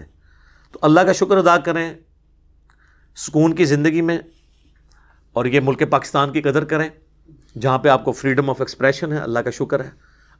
اب میرا خیال ہے وہ لوگ جنہوں نے پاکستان بننے کی مخالفت کی تھی اس وقت، ان کو یہ سمجھ آ جانی چاہیے انڈیا کے حالات بھی دیکھ کے کہ یہ وہ جو کہہ رہے ہیں یہ ہمارے بڑے بڑے بزرگ فرماتے تھے اور یہ ہو جانا تھا۔ آج بھی آپ انڈیا، پاکستان، بنگلہ دیش کی آبادی ملائیں نا، ابھی بھی کافر جو ہے نا 80% ہیں ان تینوں ملکوں میں۔ ابھی بھی ڈیموکریسی ہوتی تو ابھی بھی انہی کی حکومت ہونی تھی۔ تو اللہ کا شکر ہے ہم سکون سے بیٹھے تو ہوئے یہاں پہ 20-22 کروڑ لوگ، اس پہ شکر ادا کریں اور دعا کریں۔ یہ پہلا کام مسلمانوں کے کرنے کا ہے، دعا، جو صحیح مسلم میں حدیث ہے، مشکات میں بھی موجود ہے۔ اللہ کے محبوب صلی اللہ علیہ وآلہ وسلم نے فرمایا جب کوئی مسلمان اپنے دوسرے مسلمان بھائی کی غیر موجودگی میں اس کے لیے دعا کرتا ہے تو اللہ تعالیٰ ایک فرشتہ مقرر کر دیتا ہے اس کے ساتھ، اور اس کی یہ دعا اللہ تعالیٰ قبول فرما لیتا ہے، جو اپنے دوسرے بھائی کی غیر موجودگی میں اس کے لیے دعا کرتا ہے۔ اور فرشتہ مقرر فرماتا ہے، اور وہ جو دعائیں کر رہا ہوتا ہے فرشتہ ساتھ ساتھ کہتا ہے کہ اے اللہ اس دعا کرنے والے کے حق میں بھی یہ دعا قبول کر لے جو اپنے بھائی کے لیے دعا کر رہا ہے۔ تو یہ یہاں پہ بھی اپلیکیبل ہے، یہاں پہ بھی اپنے دوستوں کے لیے، رشتہ داروں کے لیے دعا کریں، اور اسلام کے رشتے میں جو ہمارے بھائی ہیں چائنا میں مظلوم بیچارے، فلسطین کے اندر، کشمیر کے اندر، افغانستان میں، شام میں، ان کے لیے بھی دعا کریں۔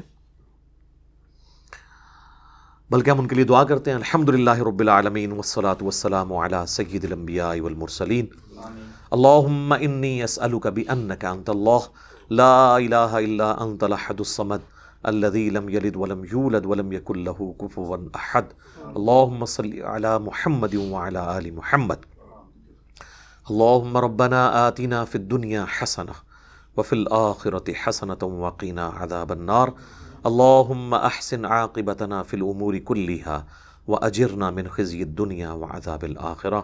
اے اللہ جن جن بھلائیوں کا سوال تیرے محبوب صلی اللہ علیہ وآلہ وسلم نے تجھ سے کیا، ہمارے حق میں، ہمارے بیوی بچوں کے حق میں، ہمارے ماں باپ کے حق میں، پوری امت کے حق میں، خصوص بالخصوص چائنا، فلسطین، کشمیر، افغانستان، شام کے مسلمانوں کے حق میں قبول منظور فرما، اور جن جن چیزوں کے شر سے تیرے محبوب صلی اللہ علیہ وآلہ وسلم نے تیری پناہ طلب کی، پوری دنیا کے مسلمانوں کو ان چیزوں کے شر سے اپنی پناہ عطا فرما۔ اے اللہ ہمارے ملک پاکستان کی خیر فرما، پورے عالم اسلام کی خیر فرما، اسے اندرونی اور بیرونی خطرات سے محفوظ فرما۔ پوری دنیا میں مسلمان جہاں کہیں بھی کافروں کے ہاتھ پٹ رہے ہیں، یا ان کے خلاف قتال کر رہے ہیں، خواہ فلسطین میں ہوں، افغانستان میں ہوں، شام میں ہوں، کشمیر کے اندر ہوں، چائنا کے اندر ہوں، اے اللہ غیب سے ان کی مدد فرما، ان کی عزت، آبرو، مال، جان کی حفاظت فرما۔ اے اللہ ہمیں اپنی موت سے پہلے پہلے قبر و آخرت کی تیاری کرنے کی توفیق عطا فرما۔ سبحان ربک رب العزت عما یصفون وسلام علی المرسلین والحمد للہ رب العالمین وصلی اللہ علی النبی الکریم وعلی آلہ وصحبہ اجمعین۔ تو یہ دعا سب سے بھاری چیز ہے، اور اس میں بعض لوگ کہتے ہیں جی کو وظیفہ بتا دیں۔ بھائی وظائف تو ہم نے اکثر بتائے ہیں، میرے یوٹیوب پہ ویڈیو ہے 3 وظائف دعا کی قبولیت کے لیے۔ دعا کی قبولیت کے لیے شرط یہ ہے کہ اللہ کی تعریف اور درود شریف، اور اس کے بعد آپ اللہ سے مانگیں جس طریقے سے میں نے دعا کی۔ باقی پھر بھی اگر آپ کو وظائف چاہیے تو صحیح بخاری میں ہے کہ حضرت عبداللہ ابن عباس کہتے ہیں کہ تمہارے جد امجد ابراہیم علیہ السلام کو جب آگ میں پھینکا جانے لگا، انہوں نے بھی، اور تمہارے نبی علیہ السلام پہ بھی جب مشکل وقت آتا تھا تو وہ بھی پڑھتے تھے حسبنا اللہ و نعم الوکیل، ہمیں اللہ ہی کافی ہے، ہم نے اس پہ بھروسہ کیا اور وہی بہتر کارساز ہے۔ اور دوسرا وظیفہ جو جامعہ ترمذی میں تو سند کمزور ہے، المستدرک للحاکم میں ہے کہ نبی علیہ السلام ہر مصیبت، ہر پریشانی میں کہتے تھے یا حیو یا قیوم برحمتک استغیث، اے خود سے زندہ ہر چیز کو تھامنے والے، میں تیری رحمت کے ساتھ تیری مدد کا سوال کرتا ہوں۔ استغیث الف یعنی حمزہ کے ساتھ پڑھیں گے تو سنگولر کا صیغہ ہے، نون سے پڑھیں گے تو جمع کا صیغہ ہو جائے گا نستغیث، دونوں درست ہیں۔ اور تیسرا وظیفہ جو سورۃ الانبیاء میں آیا، حضرت یونس علیہ السلام کی دعا، لا الہ الا انت سبحانک انی کنت من الظالمین۔ جامعہ ترمذی میں حدیث ہے کہ جو شخص بھی یونس علیہ السلام کی دعا کے ساتھ اللہ کی طرف متوجہ ہوتا ہے، اللہ تعالیٰ اسے محروم نہیں لوٹاتا۔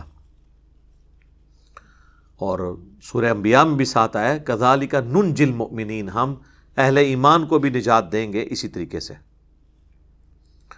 بلکہ سورہ صافات میں آیا کہ اگر یونس علیہ السلام ہم سے مچھلی کے پیٹ میں اس طرح دعا نہ کرتے تو پھر اسی دن نکلتے جس دن کے مردے اپنی قبروں سے اٹھائے جائیں گے۔ یعنی اللہ تعالیٰ نے اس دعا کی برکت سے اتنا معاملہ یہ فرمایا، الحمدللہ۔ تو یہ آپ کریں۔ دوسرا کام ہے نا جی جو کرنے کا میرے بھائیوں، فرقہ واریت سے توبہ کر لیں۔ سنی شیعہ اختلاف، آپس میں لڑنا جھگڑنا، علمی اختلاف کریں، لیکن نفرت، قتل و غارت جو 30-40 سال سے پراکسی وارز چل رہی ہیں ہمارے اس سب کانٹیننٹ کے اندر، اس سے توبہ کریں۔ دیکھیں کافر آپ کو مار رہا ہے نا، مسجد اقصیٰ میں انہوں نے کوئی تفریق نہیں کی ہے کہ سنی الگ ہو جائیں اور شیعہ الگ ہو جائیں، جو ان کے سامنے آیا انہوں نے پٹائی کی ہے۔ انہوں نے یہ نہیں دیکھا کوئی رفع الیدین کرنے والا ہے نہیں کرنے والا، ہاتھ چھوڑنے والا ہے۔ اکثر ویسے وہاں رفع الیدین سے ہی پڑھتے ہیں، زیادہ تر سنی جو ہیں وہ مالکی ہیں، فقہ کو فالو کرنے والے، وہ بھی ہاتھ چھوڑ کے نماز پڑھتے ہیں اور رفع الیدین کرتے ہیں، اور شیعہ ویسے ہی کرتے ہیں، آلموسٹ ایک طریقے سے ہی چل رہے ہوتے ہیں۔ انہوں نے اس کا کوئی فرق نہیں کیا، اور نہ اللہ کا شکر ہے ہم یہاں پہ ان کے لیے جب آواز بلند کر رہے ہیں تو یہ کہہ رہے ہیں کہ وہ کوئی دوسرے فرقے کے ہم آواز نہیں کریں گے۔ تو اس سے اب یعنی فائدہ اٹھاتے ہوئے یہاں پہ بھی نفرتیں آپس میں ختم کریں، یہ دوسرا کام ہے۔ سوشل میڈیا کے اوپر میں علمی اختلاف سے نہیں روک رہا، نفرت، قتل و غارت اور بھڑکانا اور کسی کو موقع نہ دینا کہ وہ اپنی رائے قائم کر سکے، اس پہ گستاخ رسول کے فتوے لگا دینا، قادیانیت کا جھوٹا الزام لگا دینا، اور اس طریقے کے الزامات، اس سے آپ پرہیز کریں۔ تیسرا کام جو کرنے کا ہے وہ جو صحیح مسلم میں حدیث ہے، تم میں سے جو کوئی بھی ہو سکے برائی کو دیکھے تو اپنے ہاتھ سے روکے، اور وہ تو میں نے بتا دیا حکمرانوں کا کام ہے، وہ تو آپ نہیں کریں گے۔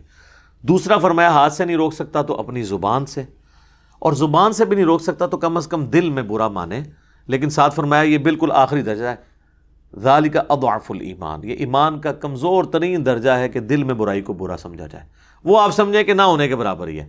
اصل ہے کہ گونگے شیطان نہیں بننا زبان سے، اور آج کل زبان کا اظہار سوشل میڈیا کے ذریعے ہے، زبان ہی کی فارم ہے، لکھ کر کوئی پوسٹ بنا کر پازیٹیو، پلے کارڈ اٹھا کر کسی احتجاج میں، یہ عوام کا کام ہے۔ حکمرانوں کا کام نہیں احتجاج کے لیے وہ پلے کارڈ اٹھا کے کھڑے ہو جائیں، حکمرانوں کا کام ہے ٹکٹ کٹائیں اور جا کے مسجد اقصیٰ میں جمعہ کی نماز ادا کریں اور وہاں جا کے خطاب کریں وہاں کے مسلمانوں سے۔ باقی سارے 57 ملکوں کے جائیں جناب، وہاں ایٹھرلی اوپرلی ہو جانی ہے، ان کو سیکورٹی دینی پڑے گی، وہ خود سیکورٹی دیں گے۔ یار وہ کہیں گے ایک بندہ بھی مر گیا تو تمہاری تو مصیبت ہے، ٹھیک ہے نا، وہ خود دیں گے آپ کو، لیکن اس کی وجہ سے وہاں کے مسلمانوں کا کتنا خون بڑھے گا آپ سوچ نہیں سکتے۔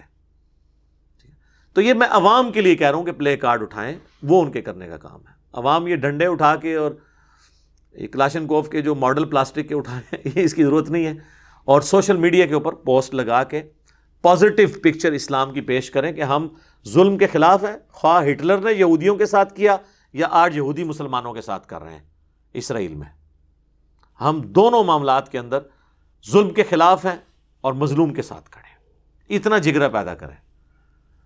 اور سورۃ الانعام کی جو آیت ہے 108 کہ کافروں کے جو جھوٹے معبود ہیں ان کو گالی مت دو ورنہ وہ دشمنی میں لا علمی میں تمہارے سچے معبود کو گالیاں دیں گے۔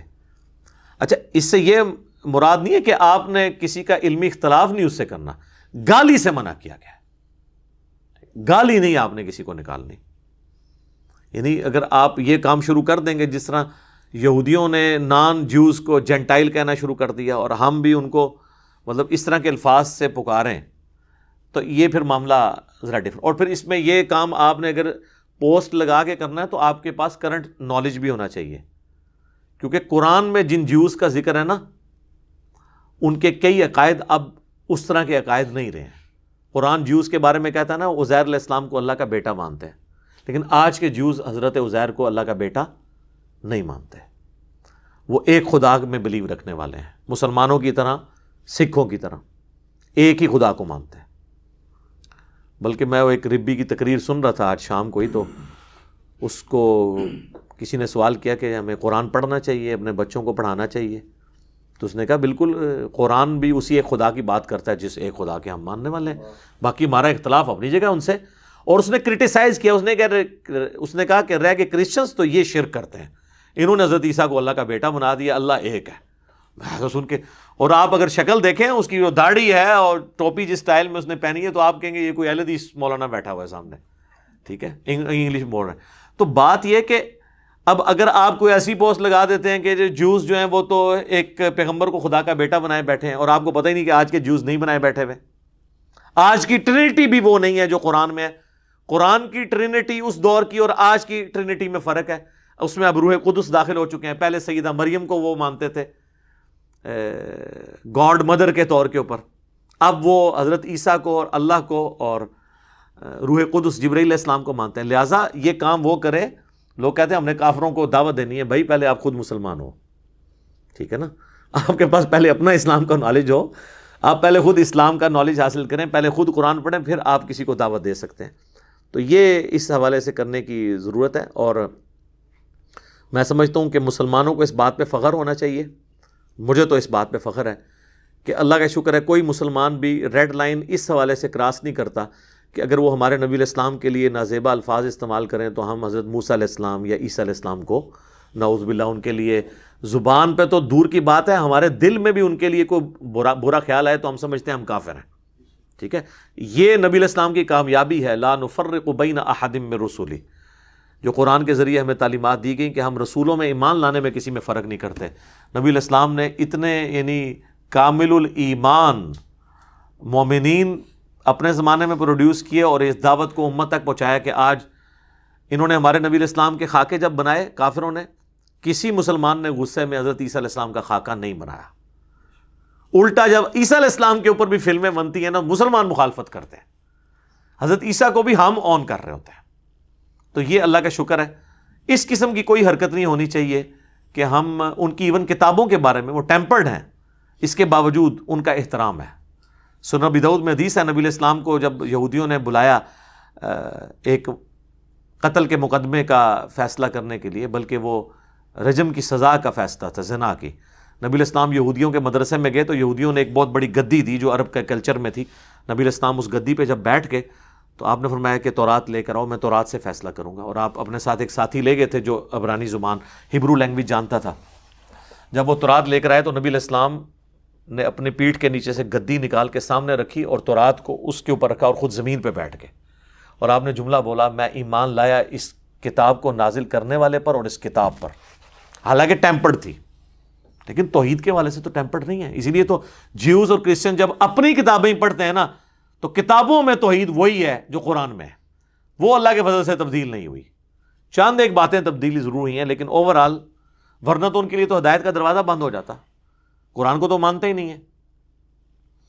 تو احترام ان کی کتابوں کا بھی کرنا ہے، پیغمبروں کا بھی کرنا ہے، وہ سارے ہمارے ہیں، ان کتابوں پہ ہم ایمان رکھتے ہیں، اس میں تو کوئی دوسری رائے نہیں ہے۔ یعنی ایک ریڈ لائن کراس نہیں کرنی۔ سوشل میڈیا پہ آپ کو دنیا دیکھ رہی ہے، کوئی ایسے الفاظ استعمال نہ کریں۔ اور آپ یہ دیکھیں کہ میں تو کہتا ہوں یار، یہ یورپ اور امریکہ کے لوگوں میں حوصلہ ہے، اتنے بڑے بڑے پروٹیسٹ ہو رہے ہیں، کافر کر رہے ہیں کہ یار فلسطین میں ظلم ہو رہا ہے، ٹھیک ہے۔ اور وہ یہ نہیں ہے کہ وہ فلسطین میں صرف جوز کے مرنے کی بات کر رہے ہیں، زیادہ تر مسلمانوں کے مرنے کے اوپر ہی وہ کہہ رہے ہیں کہ مسلمانوں کے ساتھ ظلم ہو رہا ہے۔ تو ہمارے اندر بھی حوصلہ ہونا چاہیے۔ ہم غصہ نکالنے کے لیے کہتے ہیں ہٹلر نے تو اڈل صحیح کیتا سی، ہٹلر نے وہی کچھ کیا ہے جو 9/11 میں امریکہ نے آپ کے ساتھ کیا ہے۔ اس زمانے کے ریلیجس لوگ وہ تھے، آج کے اس ماڈرن ایج میں ریلیجس مسلمانوں کو فنڈامنٹلسٹ مانا جاتا ہے، ان کو ریلیجس ہونے کی سزا ملی تھی۔ بال فرنٹ پہ تو کوئی اور ریزن بھی رکھی جاتی، لیکن اصل مسئلہ ان کا یہی تھا۔ تو باقی جوز کو بھی دنیا میں رہنے کا حق ہے، ہم نہیں کہتے کہ ان کو رہنے کا حق نہیں ہے، لیکن یو این او نے جب یہ طے کیا تھا کہ 2 ریاستیں بنیں گی، مسلمانوں کو ان کی اپنی ریاست ہوگی اور جوز کی اپنی ریاست ہوگی، تو اب پریکٹیکلی تو ظاہر ہے مسلمانوں نے زمینیں ان کے ہاتھوں بیچی ہوئی ہیں نا جی۔ اب یہ بھی تو ایک تلخ پہلو ہے نا، اس کو بھی ذرا سمجھے نا، بالکل جذباتی ہونے کی بھی ضرورت نہیں ہے۔ انہوں نے اب وہ پریکٹیکلی وہاں پہ انہوں نے جگہ خریدی ہوئی ہیں، تو ان کو بھی وہاں پہ رہنا ہے۔ وہ جو ظلم کر رہے ہیں وہ اپنی جگہ ہے، لیکن دونوں کو رائٹ ہے رہنے کا۔ 70 لاکھ کے قریب یہودی وہاں پہ آباد ہیں، تو تقریباً 50 سے 60 لاکھ مسلمان بھی ہیں، تو ظاہر رہنا تو ہے اس روئے ارض کے اوپر۔ یا تو پھر ہجرت کے بعد آپ مواخات کروائیں اور دوسرے اسلامی ملکوں میں ان کو اجازت دیں کہ وہ آ جائیں۔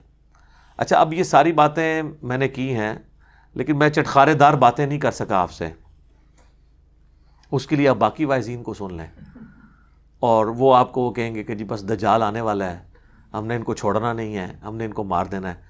میرے بھائی، یہ آپ صدیوں سے یہ باتیں کر رہے ہیں، وہ جب آئے گا دجال پھر دیکھی جائے گی انشاءاللہ تعالیٰ۔ اس وقت جو یہ اس وقت مسئلہ ہے، آپ اس کو ایڈریس کریں خدا کے لیے۔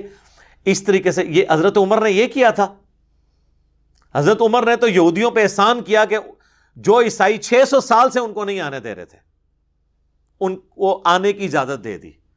حضرت عمر نے تو نہیں کہا کہ تانوں تے دجال نال مل کے سی مارنا ہے، تے تانوں ان میں وڑن نہیں دینا، تمہیں تو دجال کے ساتھ مل کے ہم نے مارنا ہے۔ وہ جب آئے گا زمانہ وہ دیکھا جائے گا، وہ میدان جنگ کی بات ہے۔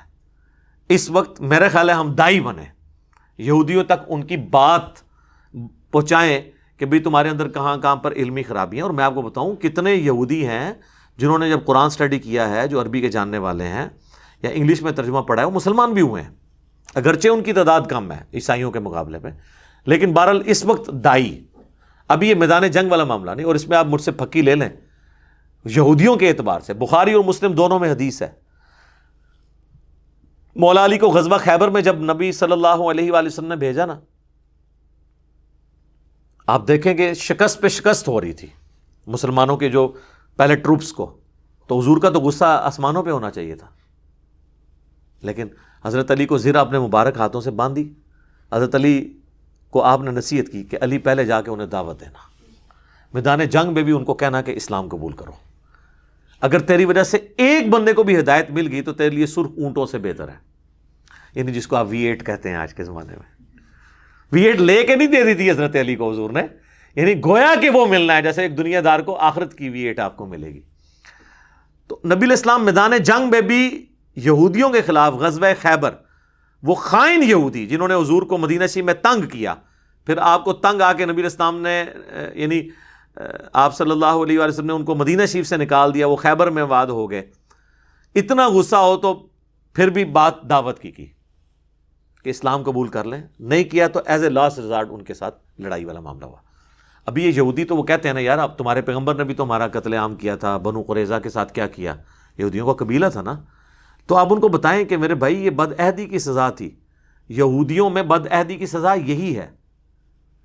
آپ کے جو 70,000 یہودی ایک دن میں قتل ہوئے تھے جنہوں نے بچڑے کو رب مان لیا تھا، ان کی سزا جو اللہ نے مقرر کی تھی کہ ہر قبیلہ اپنے قبیلے کے لوگوں کو قتل کرے گا، تو یہ سزا کنٹینیوس آپ کی شریعت میں چل رہی ہے، ٹھیک ہے۔ نبی الاسلام پہ ہوتا تو آپ معاف بھی کر دیتے، ٹھیک ہے۔ یہ بد عہدی کی سزا ملی تھی، اور اس میں بھی بچے اور عورتیں قتل نہیں ہوئے تھے، یہ ذہن میں رکھیے گا۔ تو اب یہ تو ٹاپک تو اب وہ بعض لوگ سوچ رہے ہوں گے کہ جی وہ حدیث نہیں سنائی بخاری مسلم کی، سر وہ بھی میں مسلمانوں کو سناؤں تو پھر میں ساتھ تھوڑی سی بے عزتی بھی کروں گا۔